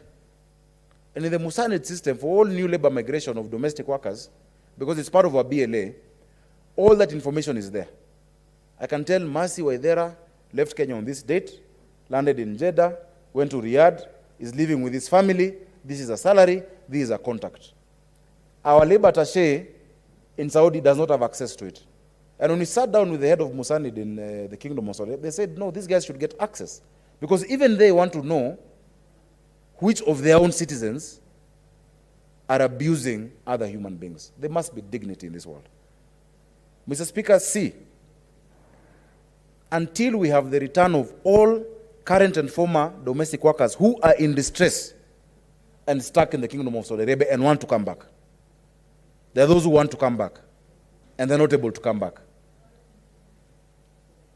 That is a conditionality that must be met. D, suspended until the investigation and submission of a report to the Senate of the cases of Kenyan migrant workers whose deaths have occurred in Saudi Arabia. Apart from the number we were given almost casually, 93, without names, without proper reasons, we want a proper report. And amongst other things, this report on that issue must demonstrate the linkages between the labor attachés and the recruitment agencies in handling of distress calls and other complaints by migrant workers. Mr. Speaker, and without imputing improper motive on all the agencies, because I know some of the agencies are proper. But there's some agencies, because of the commercial nature of this, are sending girls away like potatoes. Because you're told that for every worker, domestic worker who is taken there, the agent receives $1,500 to $1,900. So what do? You rush and you collect people. You put them in a dormitory. I saw a news story the other day of Kenyans stuck somewhere in Thika. And they can't come out. They were told they were going to do different kind of work. Then they are told now it's domestic. It's become so commercial that we're seeing Kenyans as commodities. We're seeing Kenyans as commodities. So, Mr. Speaker, we need to see that attachment. And we have said that there must be fresh vetting and re-registration of all of the local recruitment agencies with the vetting standards to be determined by the Ministry of Labor through the National Employment Authority. To this end, Mr. Speaker, no entity will be allowed to recruit Kenyan migrant workers unless this entity is registered and regulated in Kenya. Because there are also foreign entities that have come here and are taking the girls directly. Yet we have a law. I sponsored that law in the last parliament on the National Employment Authority. And the reason why we put in place there, in the board, Foreign Affairs, Labor, we put, Federation of Employers, we put representations from the technical training institutes and the universities, was because to safeguard, to make sure that there's accountability when it comes to labor migration. We are not exporting potatoes. These are mothers. These are people's daughters. These are people's children. These are people's sisters.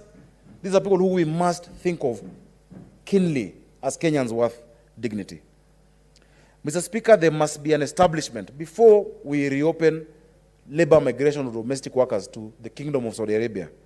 Fully fledged labor offices and safe houses. A safe house in Riyadh and a safe house in Jeddah, accessible to any Kenyan in distress until the status is established and able to be brought back. Mr. Speaker, we've had cases of where, and I know this will really prick Senator Abshiro because she has such a heart for such cases. A Kenyan domestic worker is being abused, goes to the embassy with her employer from that country, from Saudi. The case is listened to, and first of all, the complaints, this is alleged, but it could be true, is that immediately the stance is to take the side of the employer. And after she has said everything, she's told to go back with that employer as a process. What happens to that lady when she's gone back to that house where she's being abused? We need safe houses for them. What is the cost of putting up a safe house? With sanitation facilities, kitchen, beddings, human dignity, Mr. Speaker. So that must be done. If the formal recognition of the welfare associations of Kenya and Saudi Arabia, I've given the example. There used to be what you call jalayat. I hope I'm saying it right for those who understand Arabic. Kenya Jaliyat Group, who used to liaise with the embassy, and they worked very well. Incidentally, Mr. Speaker, they worked very well with the former ambassador who became Wajir governor, who this house impeached. But they worked very well with this Jaliyat. Later on, I think the system has broken down. So they're not able to respond to distress calls by these Kenyans. And until they can get the phone number of Senator Musuruve, who now looks for her chairman, Senator Sakaja, to sort it, we can't. So we must reestablish that. Mr. Speaker, G, or rather H, we must review the regulations of private employment agencies, including the determination of a minimum deposit and insurance to ensure the swift repatriation of any domestic worker in distress. Those are the conditions, Mr. Speaker, that this House, and that we're inviting this House to say emphatically, Senator Milgo, Senator Susan Kihika,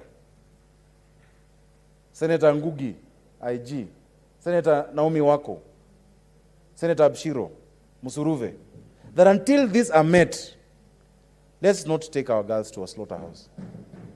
Until these conditions are met. Once these conditions are met, the other things that Mr. Speaker were saying, and the committee has recommended a raft, if you look at our report, of other issues that then must be taken into account, including our skilled labor, BLA, Mr. Speaker, including negotiation on the salaries, negotiation for leave days, because they're also humans, they're not machines, Mr. Speaker.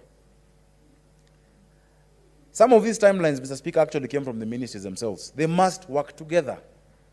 In some of our interactions, we found the Ministry of Foreign Affairs has no clue about what the Ministry of Labor is doing. The Ministry of Labor has no clue about what immigration is doing. It should not take the Senate in a sitting of a committee to be the first time departments of government are sitting together to address this matter, matters of life and death and livelihoods. It should not be. If they just look at the framework we provided for them under NEA, they are supposed to be sitting on the table together. What more important thing are they doing? So we recommend that the ministries address the current hiccups facing other critical processes, but not limited to pre-departure processes, medical checkups, and pre-departure training. Mr. Speaker, we need to be told how they are identifying which training or pre-departure, which institutions are being registered. So it's not about a cartel that I'm the one who has the schools of training. Mr. Speaker, to get your medicals, because they do medicals before these workers leave. But you're told there are only 2 or 3 centers that can do it. Why can't all our public hospitals be able to do this medical check and certify? And the Embassy of Saudi Arabia here, together with the Ministry of Health, can liaise to make sure that the standards required are the standards that they are adhering to. These people are going through so much. Mr. Speaker, I know you're a tough man. You're a tough man from Laikipia, but if you were there, you would shed a tear. Because you have a heart. You would shed a tear if you hear these stories. Mr. Speaker, I will add an addendum to the report that we tabled of the photos and videos I've received today.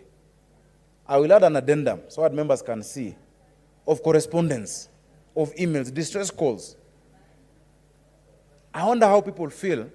You've received distress calls, you've ignored, you've seen distress calls, and then you later hear a death announcement of that person who's been crying out to you for help. How do you sleep at night? Yeah? So, Mr. Speaker, in doing so, we intend that we'll have taken a holistic approach in addressing labor migration challenges. This suspension ideally is for 6 months because we believe in less than 6 months this can be done, even within the current budgetary framework that exists.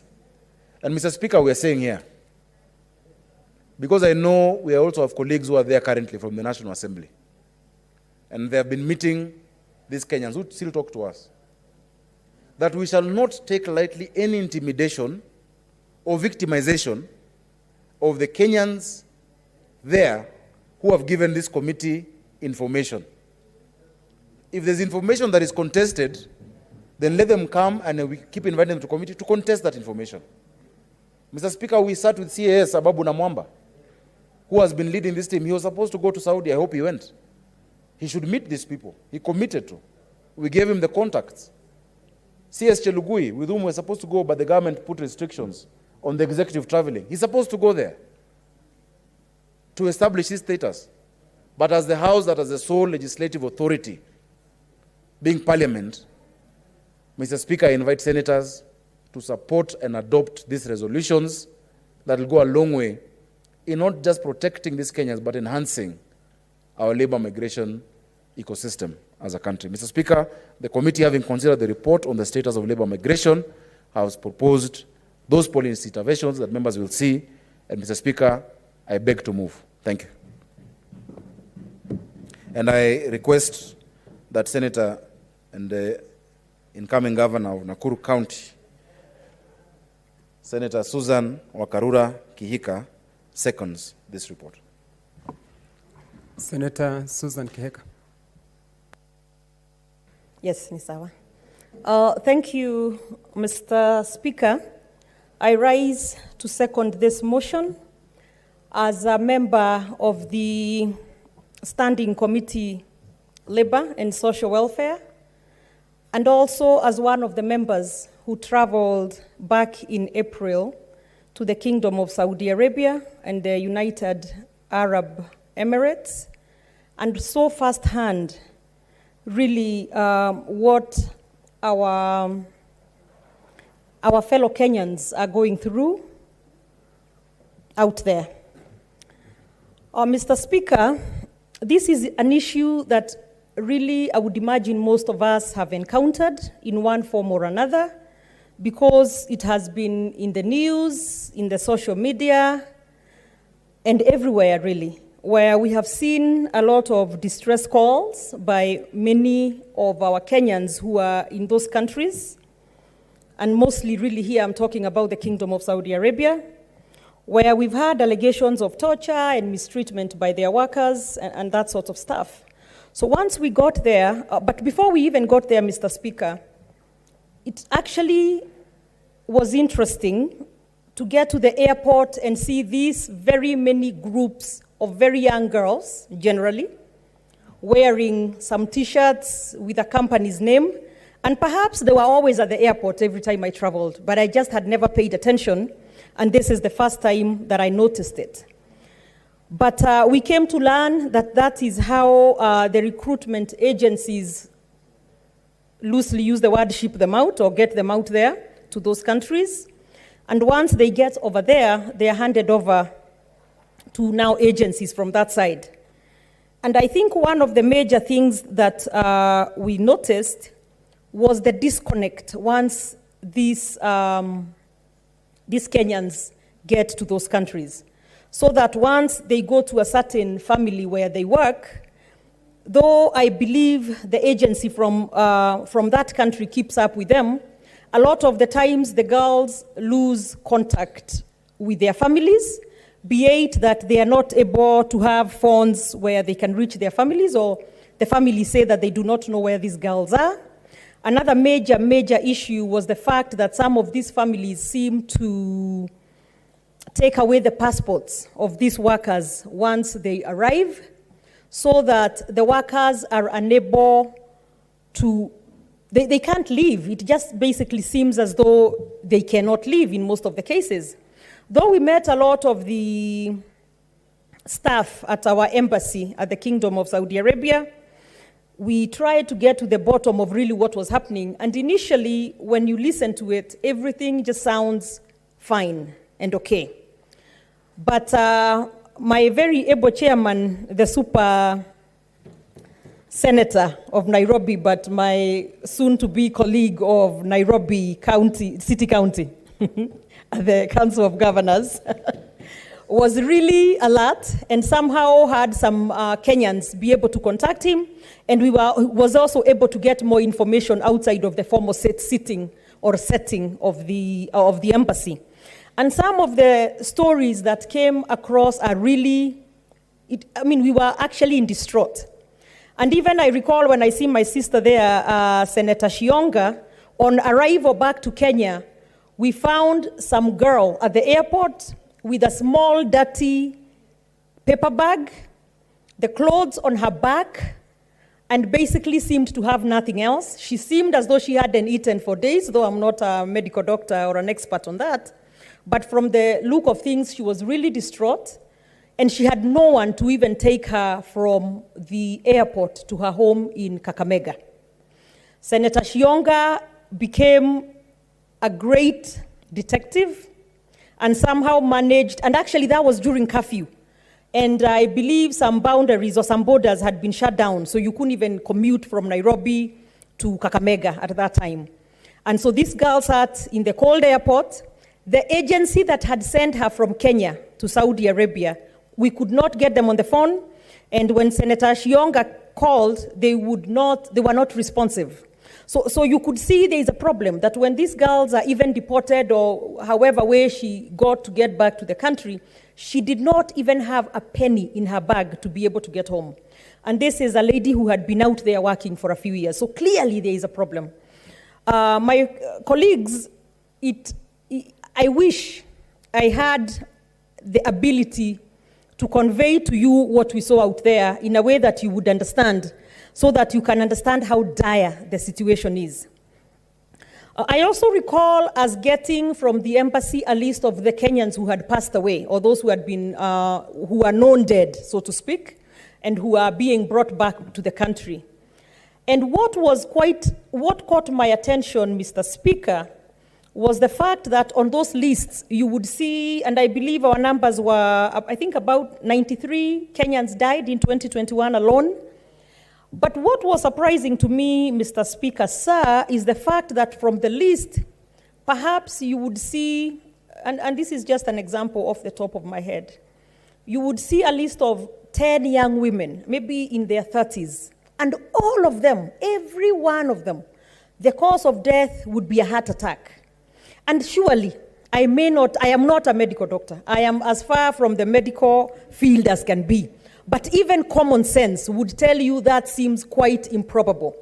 You cannot have that many people, every one of them dying of a heart attack at that very young age, and there doesn't seem to be, and then maybe by number 16, you'll see a road accident, and then you continue the next 14 of a heart attack, and it just really did not seem right, and it doesn't seem right.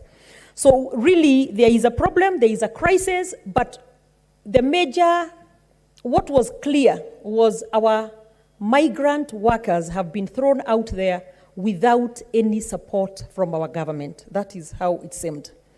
In a country where the balance of power is really skewed towards the employer, because we were told if you even went to report or you go to your employer would come and give their side of the story, but at the end of the day, you go back with your employer until they investigate. Or actually, when the migrant worker wants to return home, for whatever reason, she feels that she's not able to continue working in that household, and so takes off from the household, and say they are put in, the employer then files a case or reports that to the police.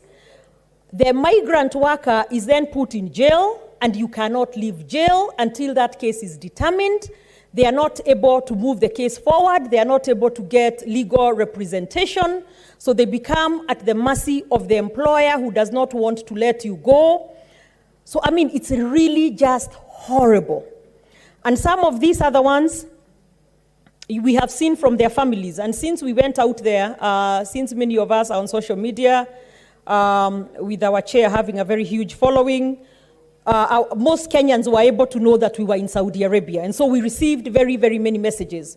And you would hear a parent or a brother or an uncle or a sister writing to us and saying, my sister has been sick, or we have been told she's in hospital, or we are initially told she's in hospital.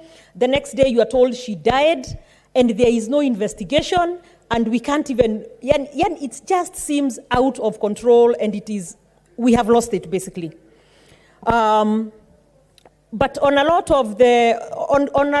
hearing a bit about what the other migrant workers from other countries go through, or on comparing actually, you realize that places like Philippines have figured out their migration laws. They have figured out how to protect their migrant workers. Philippines, India are some of the very leading ones as far as that scenario.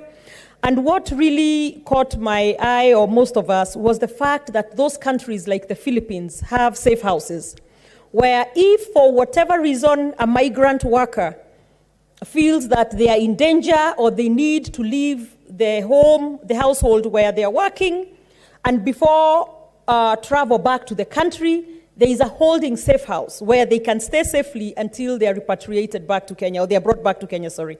So we don't have that. So our girls, we would also be told, would just sometimes be mistreated, as some would say. And on leaving the household, they would have to run away because these people will report you to the police, so to speak, the employer. And we've had some cases where on their trying to escape, they have accidents and they die. So, I mean, it's really a horrible, horrible situation. And until we figure out a comprehensive policy and a legal framework, it doesn't seem right to continue sending these girls. It's not just girls, but I say girls because generally the bigger percentages of girls, because most of them is domestic workers. But there is also men. We also were able to meet skilled workers, though. There, we saw some veterinaries. We saw some engineers who are working on the roads there, on the metro, who had, I think, come from Qatar to Dubai and then Saudi Arabia. So there were some good cases, but those were few and far apart, and mostly the skilled workers. But on these domestic workers, there clearly is a problem. And until we have a comprehensive policy and a legal framework, we will not be able to protect our migrant workers. And when we talk about 93 deaths in 2021 from those workers out there, and like I said, most of those deaths seem very questionable, then clearly there is a problem. I mean, we would have to be in serious denial if we were to say that everything is okay. So given all this and all that is going on, and Mr. Speaker, I will say that in my previous life, before I became a senator, I have done a lot of immigration law in the US. I was actually an immigration attorney.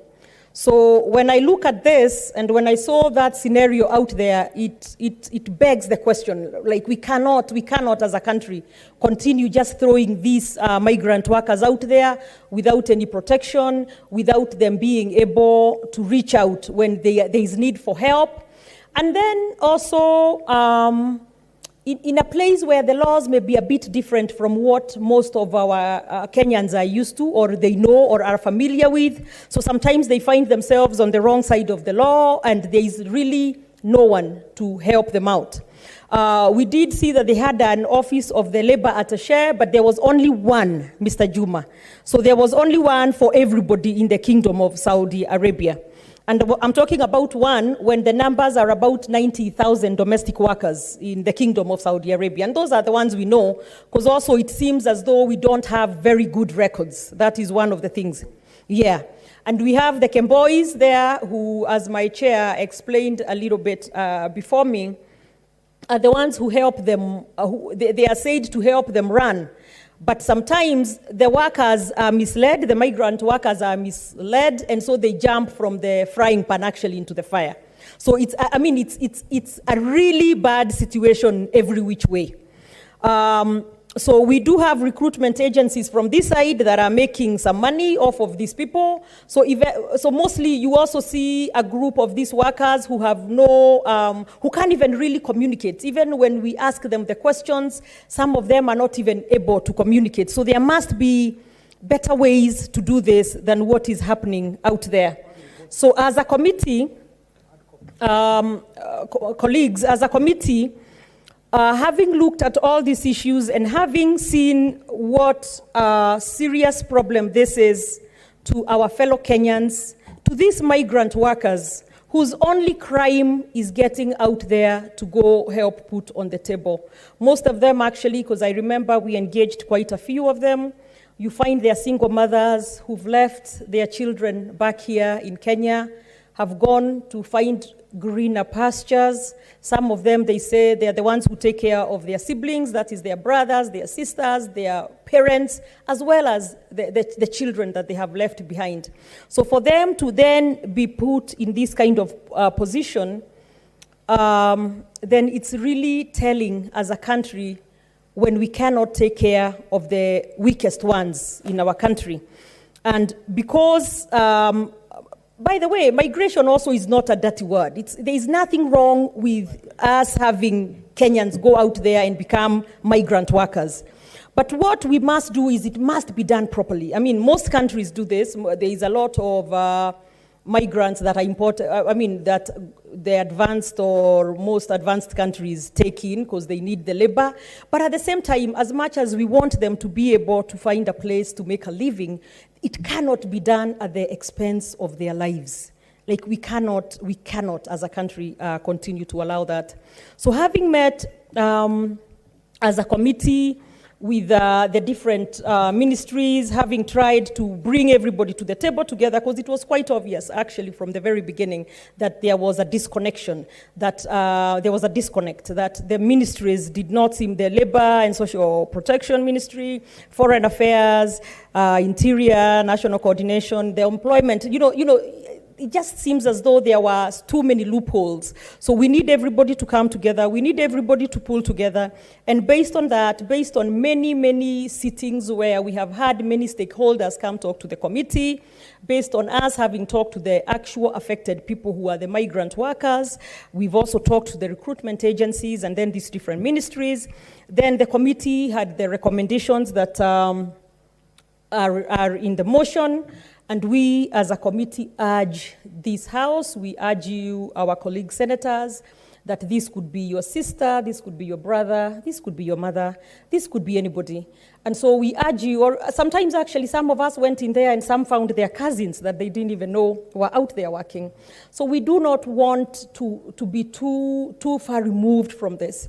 I appeal to you that you support the committee, you support this motion, and adopt these recommendations. And I am sure, because I have worked with all of you, I have seen how much you take into account those who are not able to stand up for themselves or those who are not able to fight for themselves, how much you do stand up for them as a House. I pray and I urge you that one more time, please, stand up with this, stand and support and help pass this motion. Support and adopt the recommendations. Mr. Speaker, sir, I second. Thank you. Thank you, Senator Susan. I put the question that the Senate adopts the report of the Standing Committee on Labor and Social Welfare on the status of labor migration to the Middle East and proposed policy interventions laid on the table of the Senate on Tuesday, 2nd November 2021. Senator Kipchumba Murkomen.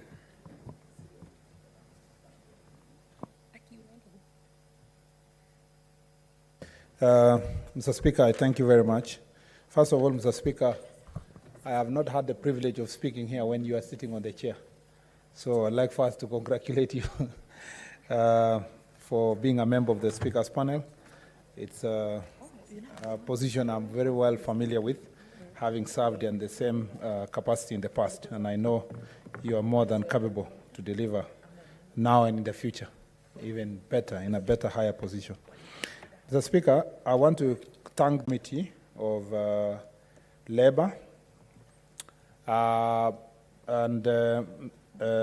standing committee. Senator Kipchumba Murkomen, thank you for congratulating me, and I think I follow your footsteps because of the chairman devolution as well. Yeah, that's true. Yeah, thank you. There's something, I don't know what you are looking for, but now the only remaining place you should be something is the majority leader. And congratulations, Speaker. First, I want to thank the Standing Committee on Labour and Social Welfare, and I have a lot of respect for Senator Sakaja and the committee he has, and it's something that has bothered this country for far too long. Even last time, we have, if someone can remind me her name, the nominated senator from Mombasa, Mbura. She was so passionate about issues related to domestic violence, or is that even domestic violence? Actual violence meted on migrants by their hosts in Saudi Arabia. And it was something that was so dear in her heart. Before and even after he lost the position of senatorship, I still remember until like 2-3 years ago, she used to send me messages. I haven't communicated with her for now quite some time, but all her messages were related to the work she was doing or advocacy she had on the issues of migrants. Migrants to Saudi Arabia. And when we are discussing removed from the reality, that, Mr. Speaker, we are discussing about somebody's child, somebody's daughter, somebody's sister, somebody's brother. And I know a lot has been highlighted about women and the way they are, and most of them, the victims who are killed from Saudi Arabia have been women. But I'm aware that it's not just confined to women. Men also are going through other forms of abuse in the same area, in the same countries. Reports of death are not as predominant as men, because most of the people who are taken as domestic workers from other countries are not men, they are rather women. And men go there for other reasons other than working as in the home states of the persons who are living in that country.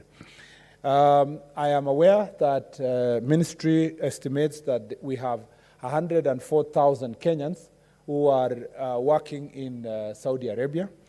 It's also true, as this report captures, that for quite a long time, there's never been a clear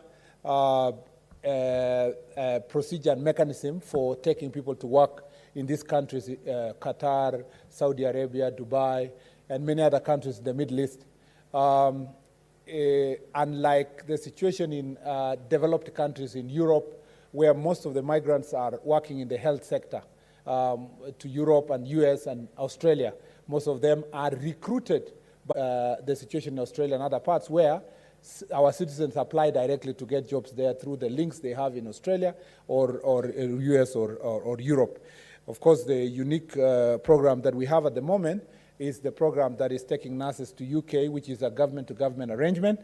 And it's unfortunate, Mr. Speaker, that the ministry reported publicly that we could not be able to take advantage of the UK opportunities for nurses because of English proficiency among our nurses.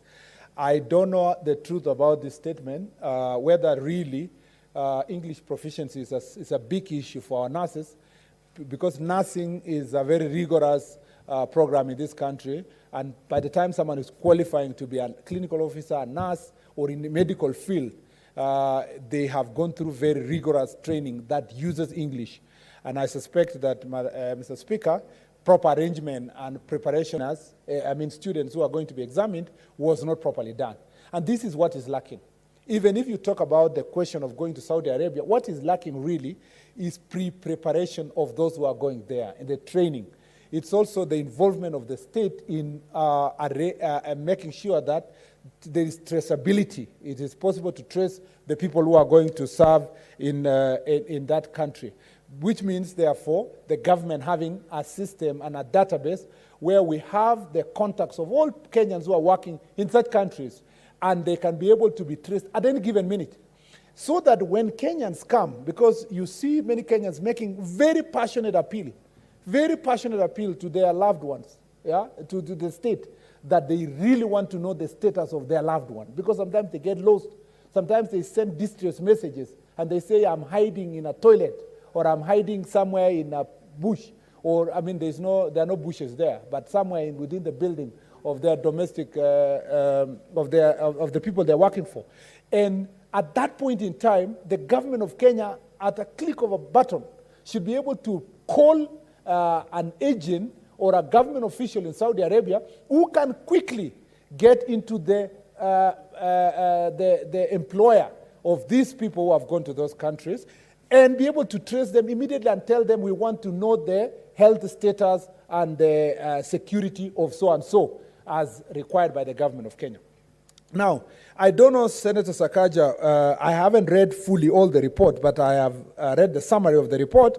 I don't know to what extent the committee was able to interrogate exactly these victims of violence, these victims. How did they go there? Because the information I have, and it may not be true, it is subject to confirmation, is that most of the victims are persons who went 5 years ago, when the systems had not been set by the Ministry of Labor. A lot of reforms have taken place in the Ministry of Labor. You know, Senator Sakaja, that the Employment Authority was established and operationalized less than 2 years ago. And it's under your bill, actually. And so the systems for registration and accountability for the agencies that are taking Kenyans to other countries is now operating, even though I am aware that they are still having budgetary challenges. The budget for the institution is yet to be strengthened so that they can employ competent staff who can perform this work of oversight and contacting the people who are going out of the country. So the question you ask yourself is it really, is it true that the situation has improved in the last 5 years and that most of the victims are people who went 5 years ago? The other thing that is a little bit challenging in this report is, because I agree with most of the recommendations of this report, Mr. Speaker, as read by the chair and also as read by the seconder, Senator Kiiga, the observation and recommendations of this committee are apt. But there are a few areas that, if you can see, Mr. Speaker, I totally agree on the part of lack of comprehensive policy and legal framework useful to guide this process. And most of the things that I have alluded to would be properly captured if we have a proper legal framework. Who are the people to establish the legal framework? Ourselves. And we either, the committee sits down and comes up with this legal framework, or works with the ministry and improve the ministry's bill and table in this house to improve the existing legal framework. Number two is that we are talking about the growing number of migrants to Middle East, and therefore we need to deal with recruitment process and recruitment agencies and their oversight of the same. And then this pre-departure training, which I am aware has already started. I mean, and a number of processes are going on. But what is the training manual? And what's in the menu of that training? How you are training this person so that they can be able to use which system to report, Mr. Speaker, their welfare or their status in the country where they are in. So we must have, first of all, put in place systems that can hold these employers accountable, so that then when you are doing the training, you are telling them about their rights and how they are going to enforce their rights. This migrant legal identification registration and the work of the embassy in Saudi Arabia, the screening assessment and referrals, all this has been captured by the committee. And the committee is recommending that in respect of the Kingdom of Saudi Arabia, that we must, Mr. Speaker, suspend A part of the recommendation is to suspend migration to that country, labor migration, for 6 months. Now, that's where I have a problem. Because, and I depart and disagree with the committee on that particular recommendation. And these are my reasons. The reason why we are in this mess now, Mr. Speaker, the reason why we are in this mess is because most of the migrant workers that are working in Saudi Arabia went there when the legal framework was not there. Okay? Number two, a number of them did not go formally through employment agencies. So even when you are holding the employment agencies accountable, you have these people who went there through other reasons.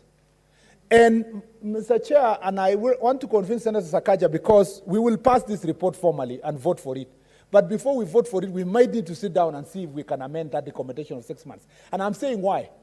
Once you remove the formal procedure of taking people there, I would rather we make the procedure, we work quickly to make the procedure difficult, rigorous, and accountable, than, Mr. Speaker, to say you close it completely for 6 months. What will happen is that there will be a black market.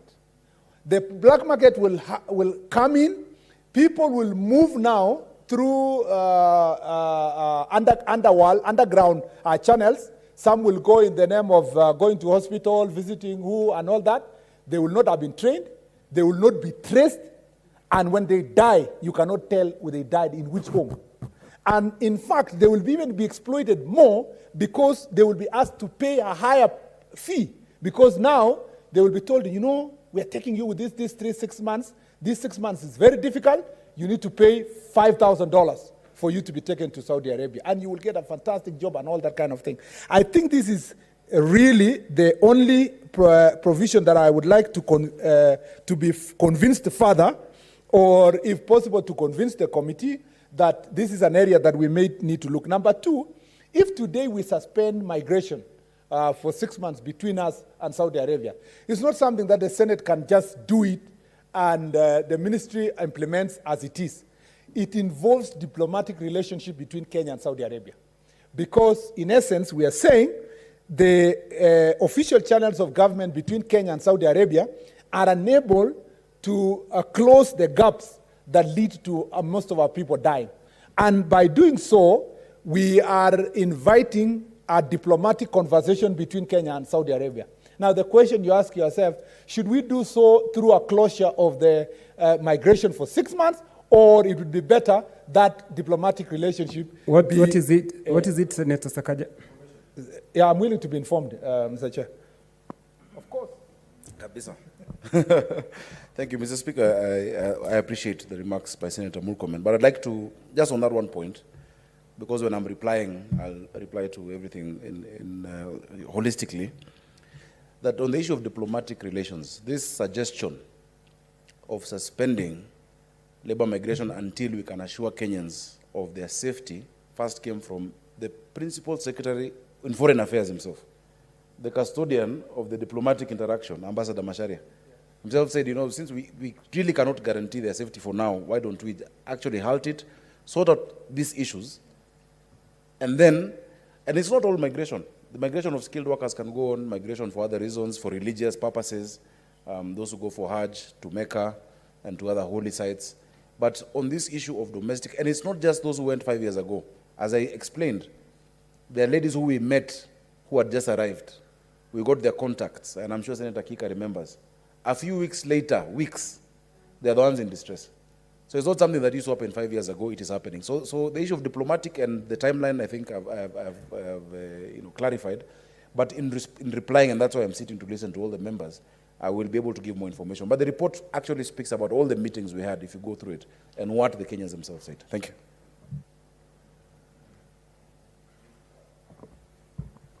Okay, Senator, comment. Thank you, Mr. Chair. In fact, based on that information, because very useful information, I would be more interested, Senator Sakaja, to know to what extent also the committee, and I'm not saying you say it now, but in your replying notes and further conversation before we pass the report, we'll be interested to know to what extent the ministry itself, the Ministry of Labor, was involved in this process, and also, as I said, the Minister of Foreign Affairs. And again, Mr. Chair, it is important. One of the things that the government of Kenya has not given us comprehensive report is that so many people are dying and are being buried, but there is no situation where we've been given comprehensive report as to what caused their death. Were they strangled? Were they beaten? What is happening? What is the legal regime of Saudi Arabia? Again, the role of our Minister of Foreign Affairs cannot be overemphasized in this matter, because we want also the Minister of Foreign Affairs to be accountable. All other ministries of foreign affairs, including in Kenya here, do you know that if, Mr. Speaker, the American government would suspect that there was going to be not even terrorism, just that students of University of Nairobi were going to have a serious demonstration that would cause traffic jam in University Way? Do you know the Minister of Foreign Affairs, the US Embassy in Nairobi would inform their staff that be careful, don't cross University Way at this point in time, there will be a traffic snarl because University of Nairobi is going on strike or picketing or demonstration. But what is the role of our embassies out there? What is their duty in terms of identification and following up? I am aware, because I went to Dubai and I spoke to some local Kenyans who are there, and they're saying it's becoming impossible to get support from many embassies across the Middle East. When you go to an embassy to look for support, nobody cares. The attitude of the staff, the attitude of the embassy is deplorable. Again, what contributes to this abuse of our staff is the attitude we have with our foreign affairs ministry. If you go to the United States, for example, because there's many huge states, people even to renew their passports, they are just, taken round and round from their own, embassy. The attitude of servants who are serving in foreign affairs must change if we are going to be able to protect our people out there. And they must realize that they are the government. When they are sitting there, they are representing the government, and they are representing the welfare of the people of Kenya when they are sitting out of the country.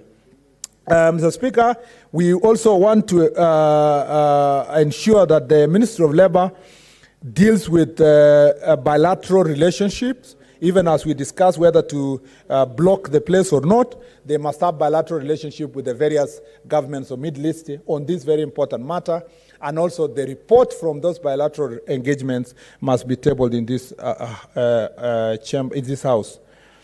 Mr. Speaker, the greatest fear I have is that some of the Kenyans who are there, whether they are going to be disciplined in keeping with their contracts. You have a contract of 5 years, the 5 years is over, instead of renewing, you get lost into this black market I'm talking about. Then you become a victim of abuse. How again can we work out on a legal structure that will ensure that these people are identifiable? Mr. Speaker, I totally agree with all the provisions of this report. I only have a problem with the suspension for the 6 months, because I believe that it is going to endanger the citizens of our country who are going to be victims of a black market, and that you are going to worsen the situation in terms of identification and traceability of migrant workers to Saudi Arabia. Otherwise, Mr. Speaker, I congratulate the group, the committee chaired by Senator Sakaja, and composed of many future governors. And I believe that when they become governors also, they will do everything possible to ensure that employment in our country is created, so that we don't have to come and discuss here of how we look for jobs in other countries and our citizens suffer in those countries. I hope Senator Sakaja, Senator Susan Kiiga, and among other sure bets here, I haven't seen another governor, because Senator Olekina is looking at me in a very pitiful eyes. But he is not running for governor of Narok, unless, of course, he intends to declare his candidature in a few years. So probably him and I will be here discussing these issues again and again. And I hope that by that time when we are discussing these issues, we'll be very proud of Senator Sakaja, now the governor, and Senator Susan Kiiga, the governor. We should not be like others whom I don't want to mention their names, who left this house professing, Mr. Speaker, preaching a lot of water, and then now they are drinking wine, Mr. Speaker. We must leave what we profess, and I hope that those of you who are going to be governors will do a fantastic job and take care of Kenyans, including those of us who remain here. I thank you, Mr. Speaker. Thank you, Kipchumba Murkomen, for your advice for the future governors. Senator Aaron Cheriot.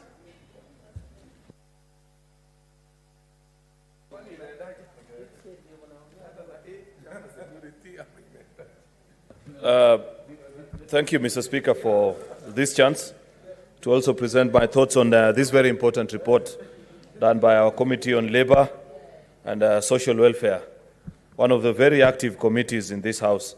And I must commend them for diligently undertaking their work, ensuring that they always furnish this House with reports and documentation that supports the work that they have been doing each time. I wish we were all equally as diligent, Mr. Speaker. Mr. Speaker, you know, Parliament works through its committees, and when a committee has the right leadership, these are the kind of issues that you respond to.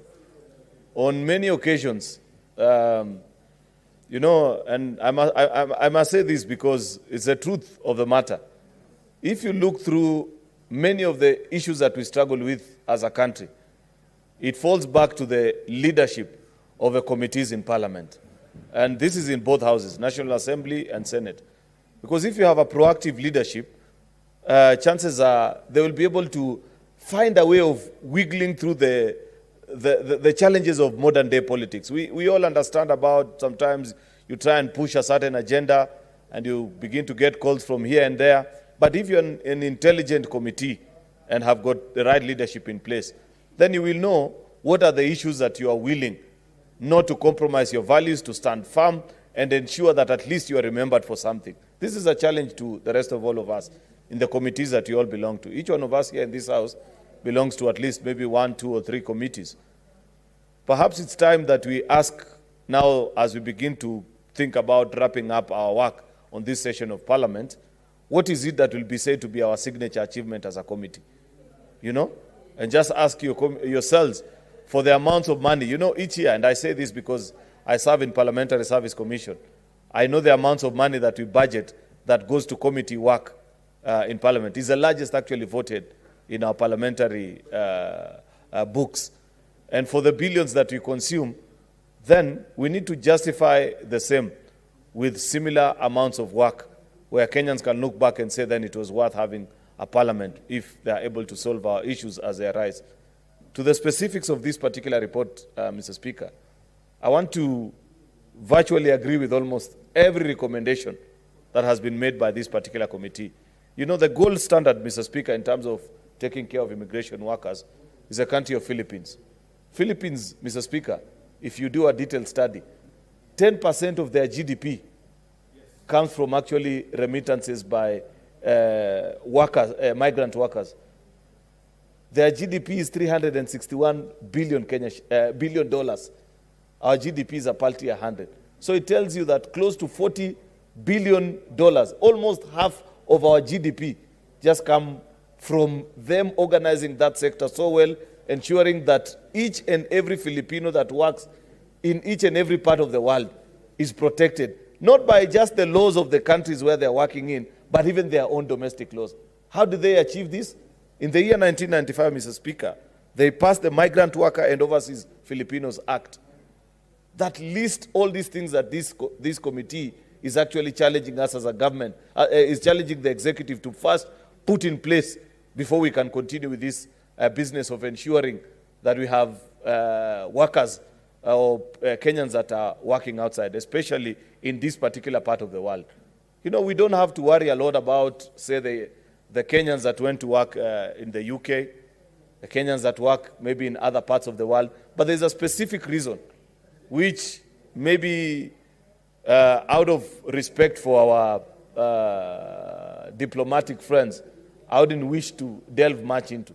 But we all live in this world, and we know that there are certain regions of this world where before you send your citizens to go work, then you must have a clear understanding with their governments on how these citizens are going to be taken care of, what rights they are guaranteed, what freedoms they lose, so that by the time somebody boards a plane at JKIA, they fully understand, first of all, what is expected of them, but also they know that they are protected as they work. Because, you know, let's face it, by the way, much as we are discussing and talking about, oh, you know, we produce human resource, why do people go out of your country to go and work outside? It's because you failed as a country, as a leadership. Otherwise, everybody will wish to work home. Actually, if forget even about outside the country, nobody would have even wished to work in this Nairobi. You know, if I was assured of a good, well-paying job in Kericho, good schools for my children, good schools, a good healthcare system, the same can be said about virtually almost every human being, because they say east or west, home is best. The same can be said of these workers that we are speaking about. It's not their wish that they leave, some of them very young children, to go and toil in the very stifling heat of the deserts of Saudi and Dubai. It's not their wish. But what do? Circumstances force them. I don't know I think it was Senator Susan Kihika who spoke about this particular issue. But I remember actually on my last travel out of this country, for a minute I felt embarrassed as a leader. Because the entire economy class of the flight that you were taking was filled with young Kenyans. Most of them young girls, 17, 18-year-olds or 20, who actually headed to the Middle East to do this kind of work. And to come and read in this report of the things that they are not assured of, that it tells you that, you know, they just make a practical choice and say, okay, what do? You know, in my community, we have a saying where we say, death is death anyway. That if you stay, you may die of poverty. If you head, sorry? I don't think it's parliamentary. But if I may put in quote, they say, mad. Yani death is death. If you remain here, I die. If I go, I die. That's sometimes part of what some of these young Kenyans are faced with. Because they imagine you have a family here, you want to take care of. If you stay here without employment, instead of watching your kids die, then they prefer to go and toil in this particular part. Therefore, we as a leadership, this report is challenging us. And I want to challenge you, Senator Sakaja, that the report on its own is not enough. That we must study and replicate an act of parliament similar to what the Filipinos did in 1995. That will ensure that by statute and by law, before any Kenyan boards a plane to head to these particular parts of the world, we have signed the necessary diplomatic protocols with these countries of Saudi Arabia, Oman, and all these places that Kenyans are working. So that as our young people head to these countries to work, they know that much as we will respect your culture, we will observe your religious practices, we also are assured of our rights.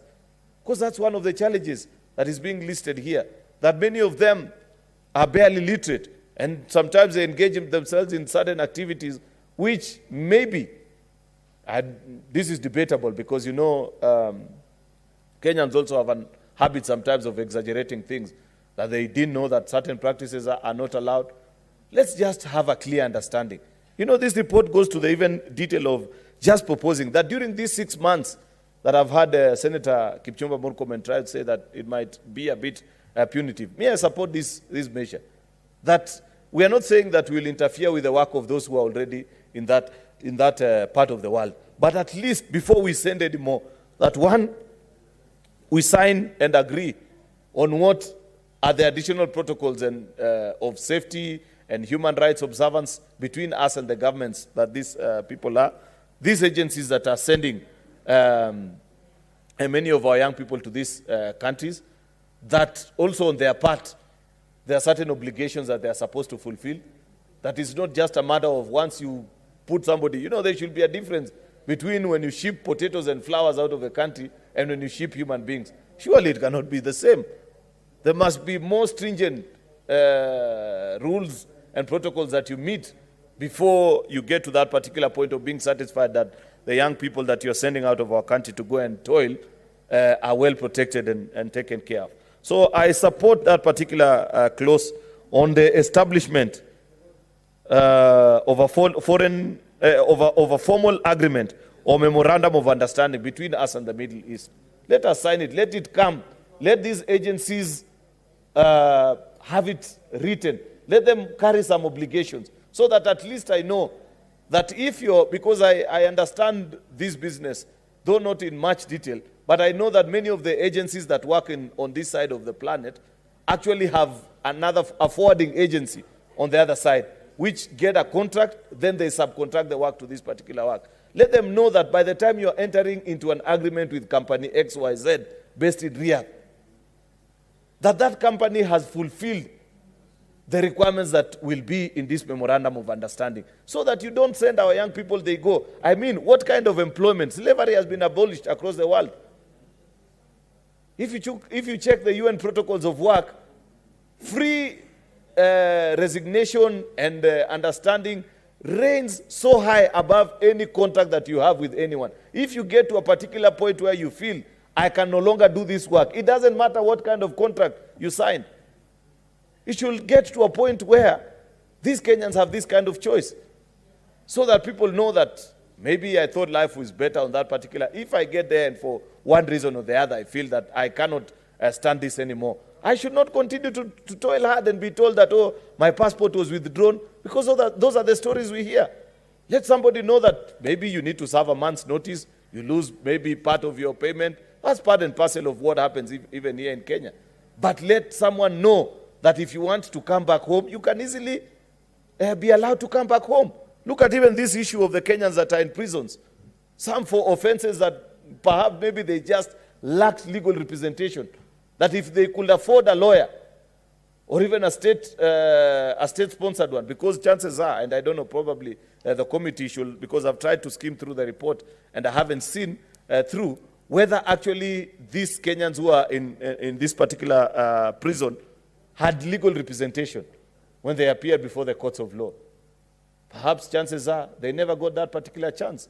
They couldn't afford, and therefore what happens? You're sentenced. Language barrier, all these challenges, and you understand what happens to you. Even you, Mr. Speaker, you are an elected member of parliament, but you know that whenever we travel outside of this country, you change even your mannerisms.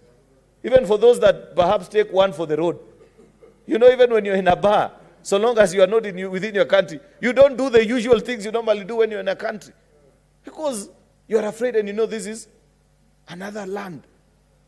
I believe now if you can adjust yourself to that level, and you are a state officer, perhaps with state protection, that every country you travel to, the government of that country already knows that there is a Kenyan member of parliament in this country. Imagine what happens to a normal, ordinary Kipkurui or Cheruyot who has come from Kericho in the village and is now in Riyadh, working in a particular hotel. I mean, if they run into trouble, chances are their minds actually block out and they can't even defend themselves. Some of them are accused of things they haven't done. So, Mr. Speaker, this report speaks to a very important issue, a challenge of our generation. I support it in its entirety. Let us pause for that particular 6 months. I'm more comforted even knowing. But you know that PS Sakaja, I want to measure my words, but sometimes I see the things he posts on Twitter. I have my problems with him. You know, as a public officer, you cannot say the kind, because you remember at one particular time he made very interesting remarks about neighboring countries and the kind of thing. So if a PS of a government actually can tell a committee that put a stop to this, then it tells you he has abdicated his responsibilities. Because what PS Kamau should be doing, instead of telling you to put a post, he should have come before Parliament with a draft policy for you to approve for him. And it means he has given up on his duties and now he's saying, oh, please save us. But maybe, unless there's something else, because I know, Kenya, anywhere where money is involved, the amount of interest that are there, because this is big business. We are not talking about small money. We are talking about serious money that is at play here. That's why people don't want to. Actually, Kenya is one of those countries where if you see anything chaotic, it's not chaotic because there is lack of order. It's what is called organized chaos. It has been made to look that way so that people can make money. So don't think that these people, the ministry officials at Ministry of Labor and those embassy officials that you're talking about, that they don't know these things that Senator Sakaja and his committee are proposing. They perhaps had it long before Senator Sakaja was born, because some of them are very old. But they want it to be the way it is so that they can continue benefiting. Let us close that window so that we give dignity to Kenyans, we give them the protection of the force of law, so that by the end of those 6 months, when we open up our engagements with these countries in the Middle East, Kenyans can be comfortable, know that we are safe, that we are going to a country where tomorrow if I disagree with my employer, I have a formal process, I have a toll-free number that I can be able to call my embassy and say, I have run into problem. You see, organized countries do this even for very specialized skilled officers. If you go to, say, United Arab Emirates, those pilots that you see fly those big Boeings of Emirates, they have these facilities available to them because they understand how the Arab man is. If that facility can be made available to a pilot who is literate, who actually is in his hand handling a machine that is worth billions of dollars, imagine how much it is needed by a Kenyan officer who's earning maybe $300 or $500 in a month. They need it more than each one of us. But the reason those other countries provide it for their citizens is because they know that in certain regions of the world, you need this kind of arrangements with them. You need to sign the protocol. Saudi Arabia as a country need to sign on it and say, we will ensure that Kenyans are allowed in their consular office to have this kind of relations, so that when you get to that particular country, it is known. We can, forget about these stories where we are being told majority of them now, the embassy knows where they are. It should even be a way of regularly checking up on them. Maybe a monthly filing from them, just a way of ensuring that a roundup check and saying, Mr. John Kinyua, we know you are in Mr. Mansuk's house. Please confirm for us whether you are okay and work is going on well. And you just click your reply and say, yes, I'm fine and I'm enjoying what I'm doing. It's the least you could do for our citizens. These people toil for hours on end and they send virtually almost 90% of the money they earn back to our country. That's why foreign direct remittance is actually beating even our agriculture. It's because of this kind of workers. Surely, you want to tell me that if as a country we made a decision to just do the right thing for them, we will suffer any prejudice? I do not think we will do it, Mr. Speaker. Therefore, I support the report in its entirety. Let us implement it as drafted. I have nothing useful to add other than what was done by this committee. Thank you, Mr. Speaker. Thank you, Senator Cheriot. Senator Abshiro Harake. Thank you, Mr. Speaker. Mr. Speaker, I rise to support the report by the Labour Committee and to congratulate them for a really fine job that they've done. The issues around the inhumane and degrading conditions that Kenyans, especially in the Kingdom of Saudi Arabia, have been subjected to is not something that is of yesterday. These are issues that have been with us for very long, but I'm glad that the committee has actually prioritized this and done a good job of it and has gone beyond just political pronunciations to specific recommendations and measures that we as a House can take to make sure that we mitigate, we protect, and we implement some of the recommendations that have been advanced in the report. Mr. Speaker, I would like to congratulate committees of this House. This House is becoming an area that is becoming a protection for this country and for this nation.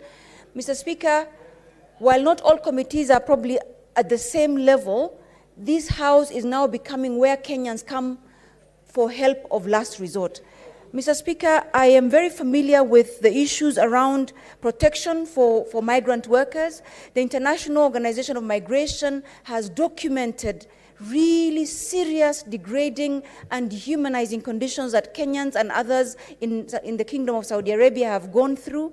The Human Rights Watch has very robust reports in terms of what protection measures that should be taken. Our country has signed and ratified certain international labor laws. I'm not sure which, but we need to find out which we've ratified. But that having been said, I want to ask Senator Sakaja to go beyond even just this House, to actually bring all these ministries together, maybe in a committee of the whole, where the Ministry of Foreign Affairs, the Ministry of Labor, the Ministry of Gender, because again, very apparently, the women are being disproportionately, young women especially, and our girls are disproportionately affected by this inhumane treatment as migrant workers, and they have special needs. If they could be brought here so that nobody says it's this person or points fingers at others, then we have this house then interrogates what is it they are going to do and assigns accountability on the basis of the recommendations that have been put in that report, so that then we know we've done our job and we have done assigned accountabilities as appropriate and left them to the job is on their part. So I hope that is one thing that you can do, Senator Sakaja, because you have really done very well to go beyond just the kinds of debates that we do, because this is more than just talk shop. You've done very well in terms of making this a motion and in terms of having very specific measures. I support even the suspension of the 6 months, because really we need to get this right. COVID is still with us.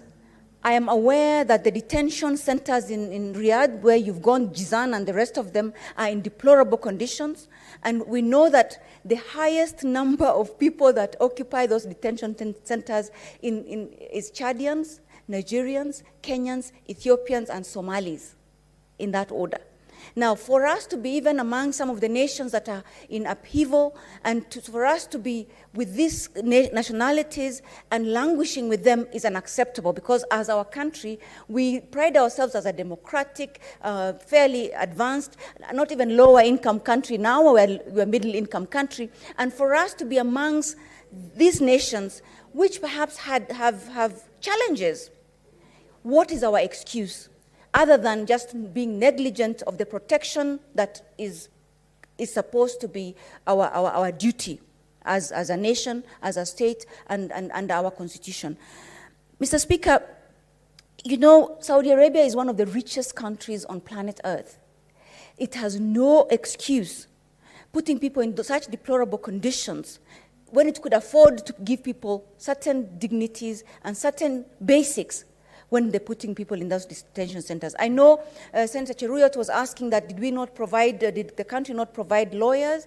There's sometimes when that is not even an option, because it is detention without trial. It's detention that sometimes people are not even aware of. I know that detention centers in Jizan, for instance, are where people are just thrown in there. Sometimes people are not even aware. But what does that mean? Our Ministry of Foreign Affairs, our consular section, if we have any, because I've worked in an embassy and I know the number one work of the consular section of any embassy is the protection of its citizens. And when people, in fact, set foot on an aeroplane, the embassy will send you something for you to register with the consular section so that your whereabouts are known and your protection and your rights are guaranteed, because your country is caring about you and cares for your protection. I don't know if our country has ratified certain international conventions, like the 1990 International Convention on the Protection of the Rights of All Migrant Workers. The torture and cruel, inhumane, or degrading treatment in international law is guaranteed in the UN Convention Against Torture. I don't know if we have signed to that, but we're very good at signing and ratifying international laws to which we don't adhere, which we don't domesticate, and which we do not even then remember that we have signed up to them. So I think what we need to do, and maybe a recommendation that I'd wish to be added to this, is that we list all the international conventions that provide protection for international migration and international migrants, and see to it that we as a country also ratify them and sign up to them, so then if we don't have the local laws supporting us, we could then go to the international laws that perhaps could give us a second checks and balance. Mr. Speaker, with those few remarks, I do not wish to go into this too much.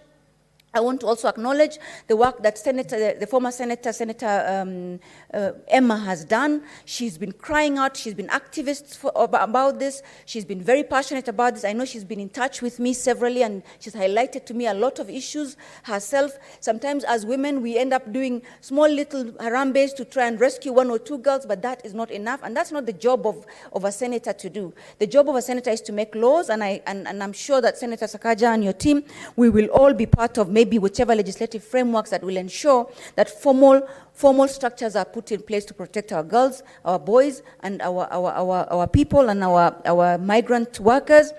Again, just as the last point, I have been to the Philippines. What is it, Senator Sakaja? Yes, I would like to be informed. Mr. Speaker, just really to inform Senator Abshiro as well as colleagues on how live this matter is. Just now when Senator Abshiro, you've been talking, I've received a message from a gentleman called Majanga, and he says, Mheshimiwa, I have an issue for my brother who has died in Saudi Arabia 2 months ago. Kindly, how can you help me bring this body back home? Vihiga County, Sabatia. And I'm sure many members received this. It's a really live issue. If you can just, we must focus on how to sort this thing out. So I thank you for what you're saying, just to inform you that those distress calls are coming without any framework for dealing with them. Thank you, Senator Sakaja, and this is the reality. We cannot be just repatriating dead bodies back home when we should be providing the protection so that our people's lives matter, that our people's lives outside of these borders. Anybody has a right to go and work anywhere in this country and or outside of this country. It is our international right, and they could go and do that. In fact, the Philippines has put mechanisms in place for labor export. And as senators have said, it is the #1 earner of their external revenue and of their foreign exchange. It is a legitimate, organized, and well-done international labor migration is a very legitimate labor force. It's a very legitimate and dignified way of earning a living. But what's not okay is for our country to just neglect its citizens and not provide the protections that is guaranteed in our Constitution and in our laws. Mr. Speaker, in just last few months ago, you will find that in those detention centers, especially during, and I've had the pleasure of working with Senator Sakaja on the COVID committee, and I know he cares enough to have supported even the protection of the migrants, the people who had gone out of the country and could not come back during at the height of COVID, is that in those detention centers, you'll find that people have contracted COVID, but then and there are videos to this, and I'm sure he's talked about the addendums, and these addendums are part of this, is that the Human Rights Watch has compiled cases of people where people have contracted COVID within the detention centers with no services that have been provided, and with the country is not even aware. You will never hear a citizen of the United States of America, or Canada, or any of these countries being put in those detention centers. The reason being, the consular sections of these organizations and these countries are on top of the welfare of their citizens. It's about time we also did that. There is no reason why we pump so much money into our foreign offices when then, and I don't understand why there's one labor officer when the largest number of migrants in Kenya go to Saudi Arabia. Where is the priority here?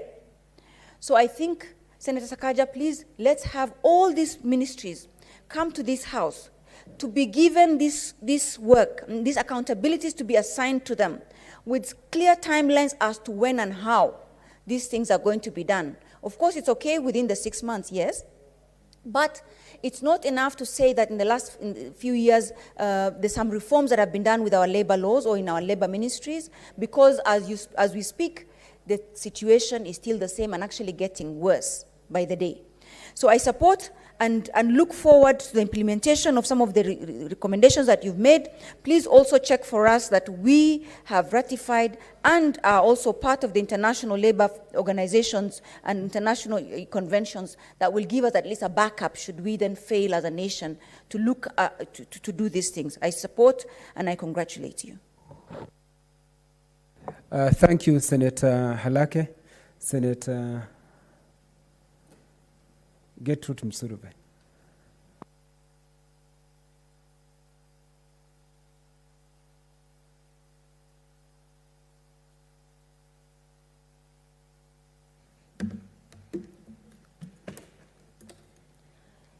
Thank you, Honorable Speaker, for giving me this opportunity. to support this statement, this report that has been brought on the floor of this House by Senator Sakaja. And I congratulate Senator Sakaja for coming up with this report and letting Kenyans know exactly what is happening to migrant workers who are out of this country. Honorable Speaker, I certainly acknowledge that there's scarcity of jobs. And I certainly acknowledge that, yes, people want to make a living. Everyone wants to make a living, Honorable Speaker. At one point, I remember when I was at Kenyatta Airport, and I was on transit, I just saw a number of ladies, very many of them, they were wearing jeans. In fact, all of them were in jeans and T-shirts. They were on their way to Saudi Arabia. But, Honorable Speaker, something surprising is that when it comes to being cleared, they were being cleared very fast, abnormally fast compared to other people. It is unfortunate that when women go out there, they are going to make a living.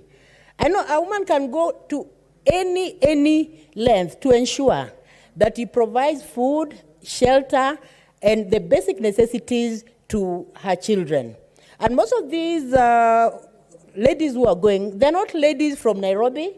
Most of them come from the rural areas. Honorable Speaker, when I was in Lugari last week but one, a case came to me that there's a lady who went to Saudi Arabia and she's being mistreated. They don't know how she can come back and all that. This is just one among the very many that Senator Sakaja has let this House know. Most of them are ladies, Honorable Speaker. And you can imagine, this report by Senator Sakaja is very emotive. That you can imagine your daughter, and Baba Emily, I know, you can imagine Emily being in Saudi Arabia, being maltreated. But when she's being maltreated, there's nothing you can do about it. It is painful. And I want to say, Honorable Speaker, as also a mother of daughters, very beautiful daughters, I really feel the pinch. I can imagine those daughters of mine trying to make a living, to support their children, to support their loved ones. But when they go there, they get maltreated. It is an issue that is of great concern. And Senator Sakaja, I want to thank you also, you and your team, for the recommendations that you've come up with. These recommendations must be a prerequisite for working in the United Arab Emirates. Honorable Speaker, when you look at the Constitution, Article 43, socio-economic rights, whether you are a migrant worker or you are living in Kenya, you have a right to social economic rights. You have a right to the highest attainable standards of health. You have a right to clean water. You have a right to housing. You have a right to social protection, Honorable Speaker. And it is even clear in Article 43.3 that the state needs to provide social security even for those vulnerable Kenyans who are not able to provide social security for themselves and their families, Honorable Speaker. That Kenyan migrant worker who is in United Arab Emirates is helpless. He doesn't know what to do. And Senator Sakaja put it rightly, that sometimes a situation can be that a Kenyan is complaining, but when he goes for his case to be listened, at the end of the day, he is made to go back with his employer. So you can imagine what they would go through, Honorable Speaker. Cases of death have been reported in this report. We cannot rest on our laurels. As senators, we must do something, Honorable Speaker. And we are obligated to do that, Honorable Speaker, because we represent millions and millions of helpless Kenyans who do not know what to do, Honorable Speaker. And Honorable Speaker, I remember at one point when I went to Dubai, I had an interaction with some Kenyans, and they mentioned that there are some Kenyans who go to the United Arab Emirates, and sometimes they get stranded. Since they get stranded, they cannot come back to Kenya because their visas have not been cleared. Some of them end up engaging in illicit behavior in order to survive, Honorable Speaker. Constitutionally, every Kenyan must be treated with dignity, whether migrant or not migrant. All Kenyans have a right to be treated with dignity, Honorable Speaker. Honorable Speaker, there is need to ensure that when Kenyans are going out there, and this is a recommendation that came out from the Senator Sakaja-led report, that there is need to have a biodata of those who are going out there. There's need to find out where are they staying. There's need to find out about their well-being, their health care. Are they okay? Are they being housed? And so on, Honorable Speaker. As senators, we cannot play the ostrich at a time like this, Honorable Speaker. When we want to ensure that we are creating employment, Honorable Speaker, even to our fellow Kenyans, Honorable Speaker, exporting labor is good. It is a plus for this country. But Honorable Speaker, when you're exporting the labor, we need to ask ourselves, because it has been very clear that the committee found out that there are skilled and unskilled laborers who actually go to the United Arab Emirates. There's need to find out, even when we are exporting labor, how are these migrants being treated? We also have labor laws, Honorable Speaker. Are the labor laws being adhered to even when they're out there? Honorable Speaker, it is just in order that when you work hard, your salary is equated to your hard work. But it is unfortunate, Honorable Speaker, that when migrant workers go out of this country, their salary is pathetic, Honorable Speaker. They're not even able to support their families rightly. And even in some areas, Honorable Speaker, they're not even allowed to stay with their families. You can imagine, Honorable Speaker, you're out of the country, you cannot even invite your wife to come and stay with you, you're actually alienated from your family. You are alienated from your children. You are alienated from the society. Honorable Speaker, there's need for the raft of recommendations that have come on the floor of this House to be implemented, Honorable Speaker. There's need to ensure that we know where our fellow Kenyans are going. We know what they're going through. When it comes to the demands of the Constitution, are their constitutional rights being violated, Honorable Speaker? We must be our brother's keepers, Honorable Speaker. Honorable Speaker, I want to say that it is absurd and something unthinkable that people can die, our fellow Kenyans can die, yet there's nothing we can do about it. That our fellow Kenyans can complain, yet there's nothing we can do about it, Honorable Speaker.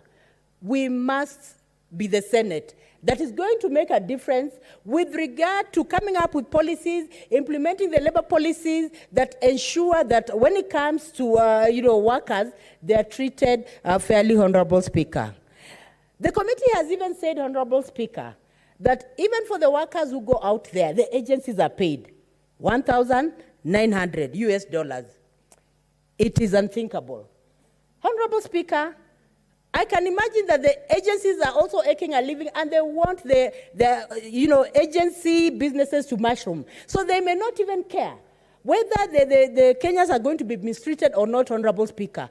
We cannot sacrifice the life of Kenyans at the expense of the dollar, Honorable Speaker. I refuse, Honorable Speaker.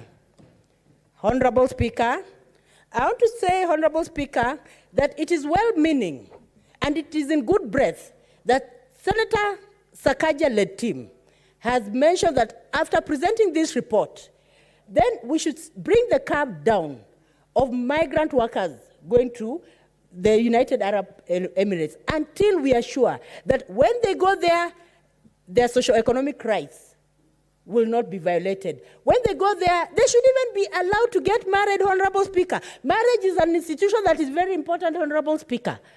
And even when they get married, even when they're there, Honorable Speaker, their children should go to school, Honorable Speaker. Honorable Speaker, it is unthinkable that someone can work somewhere, but you cannot have a family, that you cannot take care of your family. And I remember at one point, Honorable Speaker, I visited also a Kenyan who is close to me, Honorable Speaker, when I was in the United Arab Emirates. But she was telling me that you cannot sleep here. They are not allowed. You just visit and go, Honorable Speaker.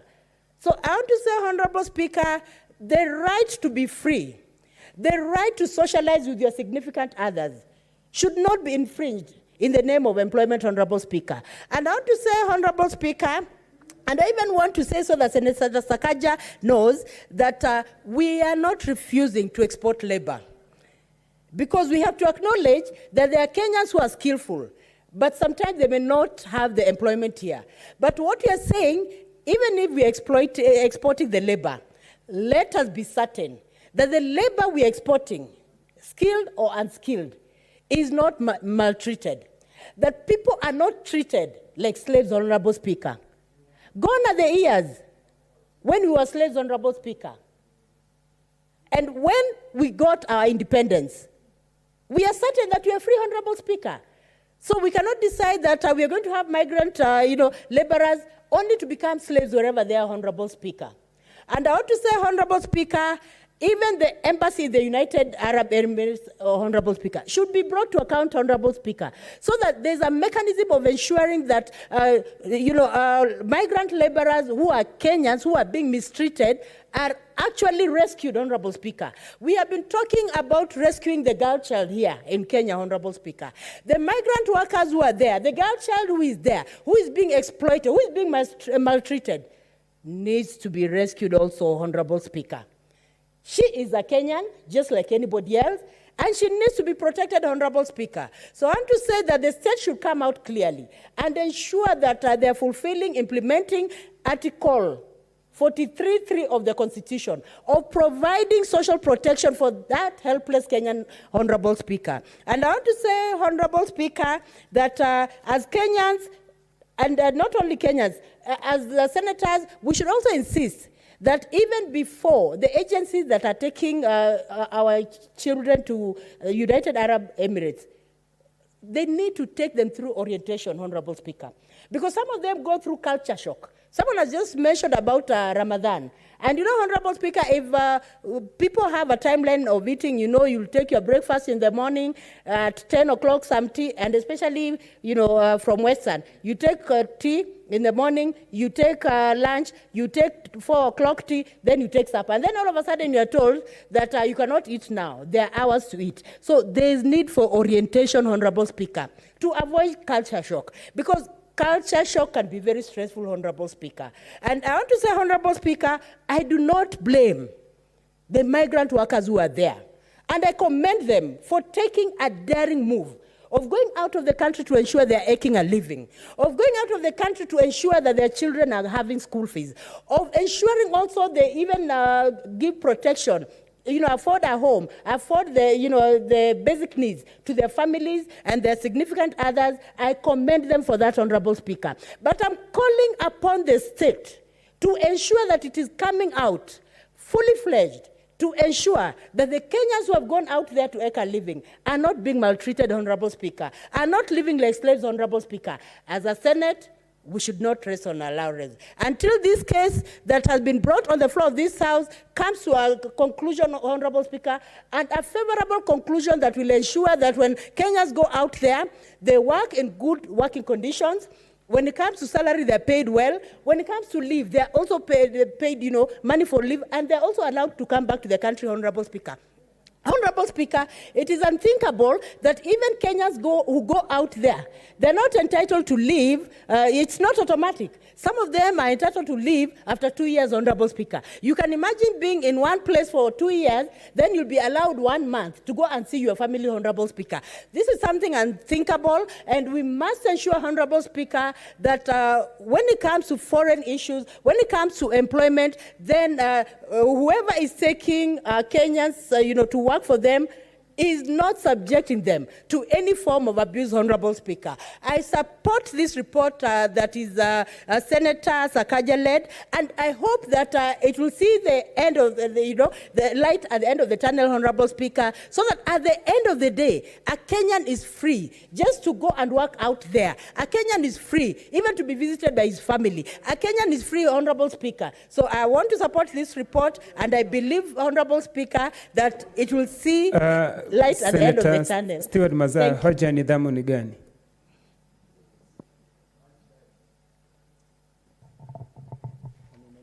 Bwana Spika, ingekuwa vyema kama ingekuwa kuna wengine katika mstari wanapendelea kuweza kuongea. Lakini tukichukua mtu mmoja ikichukua dakika zitakuwa nyingi zaidi. Kama ingekuwa inawezekana ingeregeshwa ikakuwa kama dakika 5 hivi. Ama dakika 3 hivi. Ingekuwa vizuri zaidi ili kila mtu aliyeko hapa ndani, kila senator apewe nafasi ya kuongea. Asante Bwana Spika. Hiyo ni kwa hisani yako. Okay, asante. Kwa hivyo kila senator, kwa sababu Senator Cherargei. Why Senator Langat? No, that's on a point of order. On a point of order, looking at the gravity of this report and the sensitive nature, and I think every county has been affected by this. Even personally, like 3 months ago, I lost 2 young women from Nandi to do unclear circumstances. So it is a very sensitive. So I request that it should give 10 minutes because this is a very serious matter. And Mr. Speaker, the people we are discussing is the top #1 foreign exchange earner.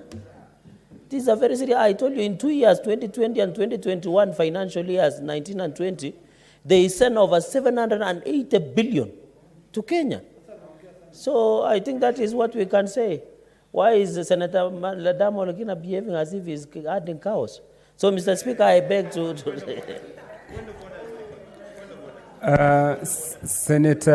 Senator Olekina.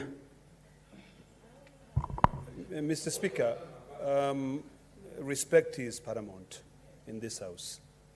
As a distinguished senator, I'm really embarrassed for my colleague, Senator from, which county is he from? Nandi. From Nandi. You know, really, I am sitting here, I have not uttered a word, and he has the audacity to utter words which are really, really unparliamentary. I really would like you to ask him to withdraw and apologize. Senator Samson Cherargei of Nandi, can you withdraw and apologize? Mr. Speaker, as I apologize, Senator Ledama should at least in future avoid shouting across the aisle. I withdraw and apologize. Okay, thank you. Proceed. Thank you, Honorable Speaker. And you had said in summary, I support this statement. Okay, thank you. Thank you. I have listened to both sides. I have heard Senator Samson Cherargei saying 10 minutes. I heard Senator Olekina saying 5 minutes. So we go for 7 minutes.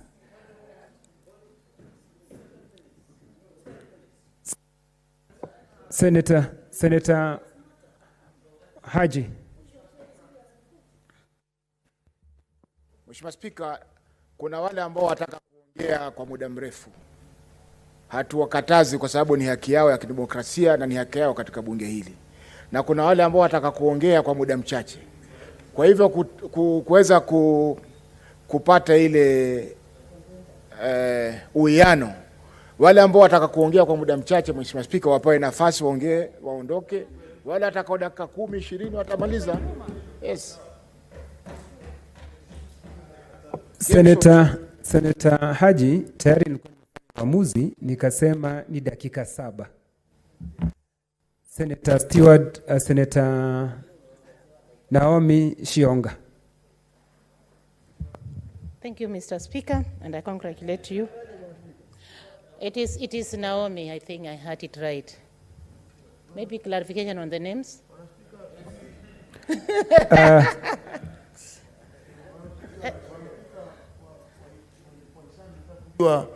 Kama siku hizi Naomi aitwa Naomi Stewart ama aitwa namna gani? Bwana Spika, umechanganya majina hapo. Kama unaweza kufafanua kwamba ni Senator Stewart Mazayo kutoka Kilifi ama ni Senator mteule Naomi Shionga? Ninasema mimi namuita Naomi Shionga. Pengine nikuteleza kwa ulimi. Thank you, Speaker. It is not Stewart, it is Senator Naomi Shionga. Thank you, Speaker.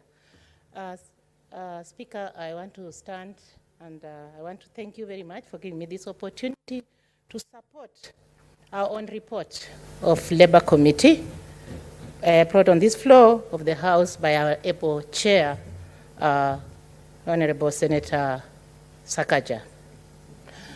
Speaker, I rise to say that I'm a member of this committee and I got an opportunity to travel to Saudi just to witness what fellow Kenyans are going through. Mr. Speaker, the opportunity gave me an eye-opener on what is happening out of the country for our children, citizens of Kenya who have gone to look for greener pastures. And as many say that people go out to look for greener pastures, Mr. Speaker, I want to tell you it is a dark pasture because they go to look for graves. It is no longer as you were that people go to look for greener pastures, especially in the country of Saudi Arabia. Mr. Speaker, many countries or states have different powers of leadership, and they believe in their governance and their citizens, and their policies and acts that govern their citizens differ from one country to another. But I'm very certain with the policies and framework Kenya has between the country or the kingdom of Saudi Arabia and Kenya, putting into consideration, Mr. Speaker, that Kenya has a Ministry of Foreign Affairs, which takes care of the people in the diaspora amongst other responsibilities. We had an opportunity as a committee, Mr. Speaker, as the chair said in his report. We had an opportunity of interrogating all the stakeholders that take care of the issues that govern the people of Kenya when they are in the diaspora. But what we came to learn, people are making billions of money from our people here in a name of a lot of sadness and a lot of bitterness in my heart. Because many of our people who go in Saudi Arabia there, they don't come back and they are unaccountable.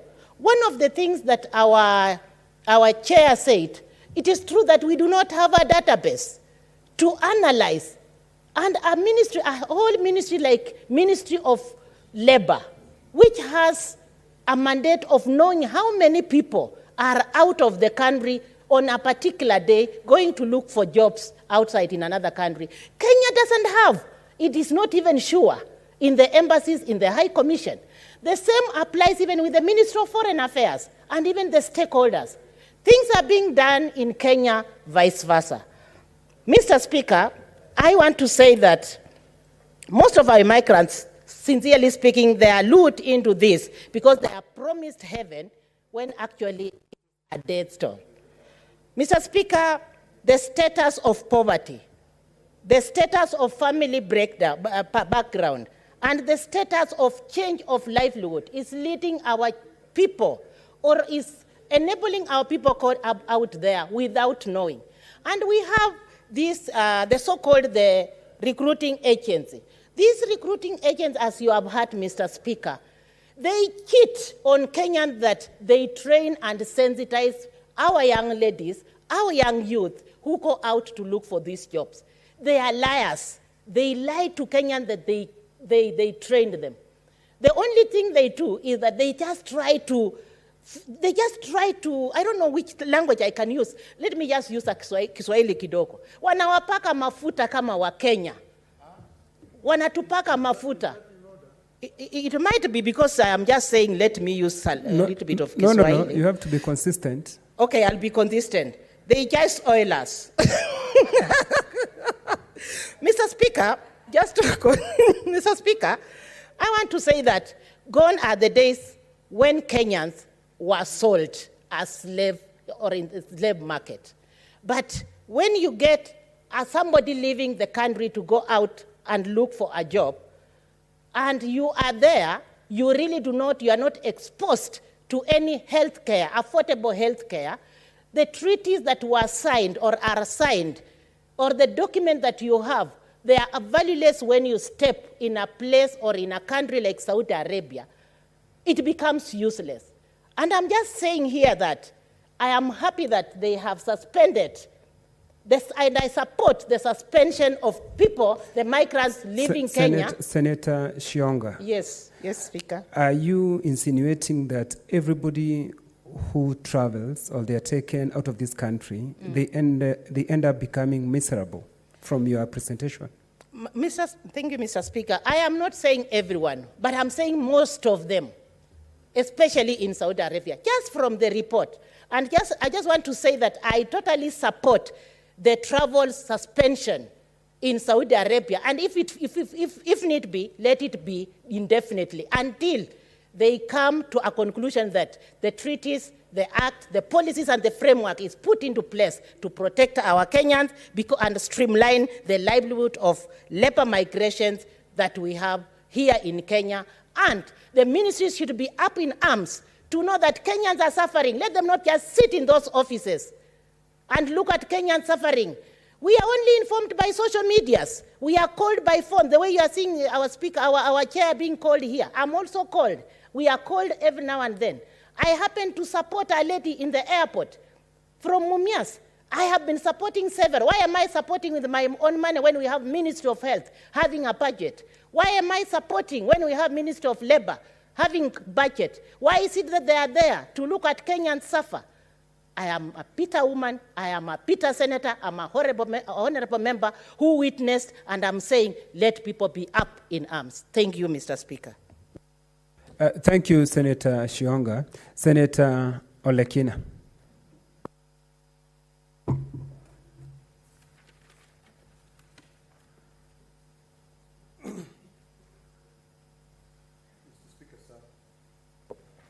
Mr. Speaker, I rise to support this motion.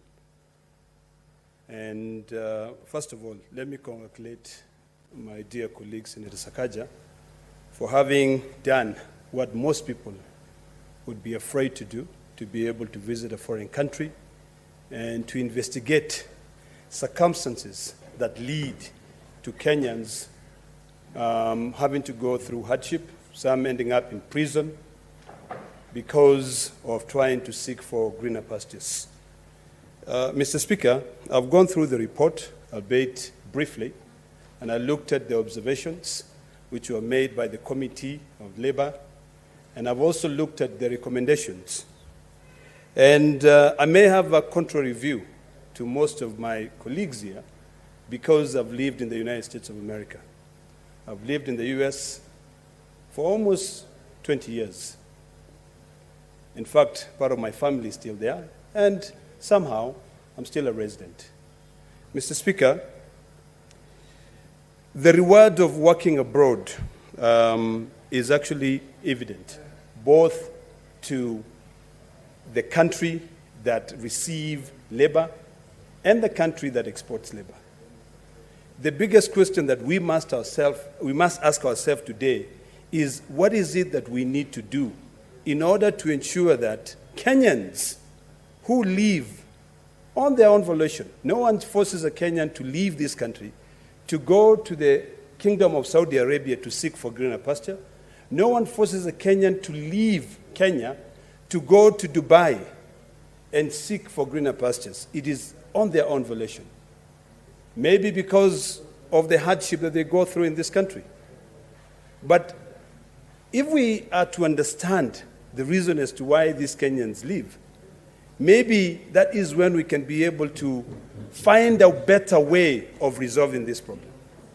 Mr. Speaker, I have a problem with a recommendation that attempt to suggest that as a country we should suspend any migrants from leaving this country to another country to be able to seek for greener pastures.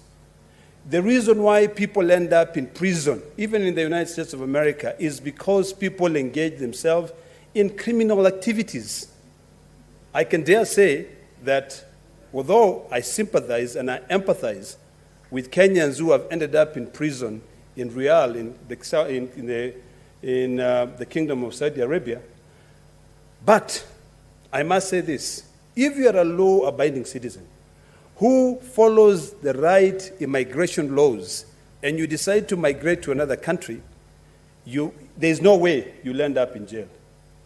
There's no way you will end up suffering because you followed the right procedure. Mr. Speaker, I was listening keenly to Senator Cheruyot, and Senator Cheruyot's submission in this House today is a clear attestation or demonstration that there are countries in this world that come up with better systems of promoting their citizens who decide to migrate into other countries. The statistics that Senator Cheruyot was giving are quite, clear. The Philippines, on a yearly basis, exports 1 million Filipinos to go work abroad, skilled laborers and skilled laborers. What the Philippines have done, and which is what I expected my dear good friend Senator Sakaja to be able to do, is to sit with the International Labour Organization and try and examine what the Philippines did, how they came up with the right procedure or the policy that governs their citizens leaving the country to go work abroad. I want to encourage Senator Sakaja to look at the framework which was developed by the Philippines, working with the International Labour Organization, that manages their citizens who leave the country. Mind you, I've just indicated to you that every year there are 1 million Philippines who leave the Philippines to other countries. Even in this country, we have a lot of Philippines who come and work here. Are you asking? Is it a point of order? Senator Olekina, do you want to be informed? Yes, by Senator absolutely. Absolutely. Okay. Mr. Speaker, I appreciate that the report could be bulky and many members have just gotten it. But what Senator Olekina is asking for, there is actually a case study of the Philippines within the report. That was part of our inquiry. We actually did thorough work. And there was a presentation given to us on even how they did their BLAs, their bilateral agreements, what they have, and it should be part of the annexures within this report, Mr. Speaker. Okay, thank you. Olekina, you have 2 minutes. Thank you, Mr. Speaker. Mr. Speaker, I appreciate that, and I thank the good Senator of Nairobi for that very useful information. Yes, a case study. I've looked at several case studies on the Philippines. My point was that we need to look at the International Labour Organization framework on management of migrants. The Philippines, because they have actually, in fact, for the last, I can actually say there are over 10 million Philippines who work abroad. If you go to Dubai, you will find Kenyans who work there. Mr. Speaker, the last time I was in Dubai, I met with some Kenyans from Meru, or Nyeri. I met with them on the streets. And I asked them, what are you doing here? They said, we've just come to look for jobs. We are looking for jobs. So it is not true that the Kenyan government export labor. What is the fact, and this is what we need to restrict ourselves in, is that Kenyans leave this country under their own volition to go and look for jobs in other countries. What we need to do now is to balance. Since, globally, exporting labor builds your economy. It builds the Kenyan economy, and it builds also the economy of the country that you go to. We now need to look at what the International Labour Organization have done to be able to manage that, to develop policies, but suspending or rather stopping Kenyans from going abroad to look for greener pastures when we cannot provide them jobs here It is literally giving them a knife or a rope to hang themselves.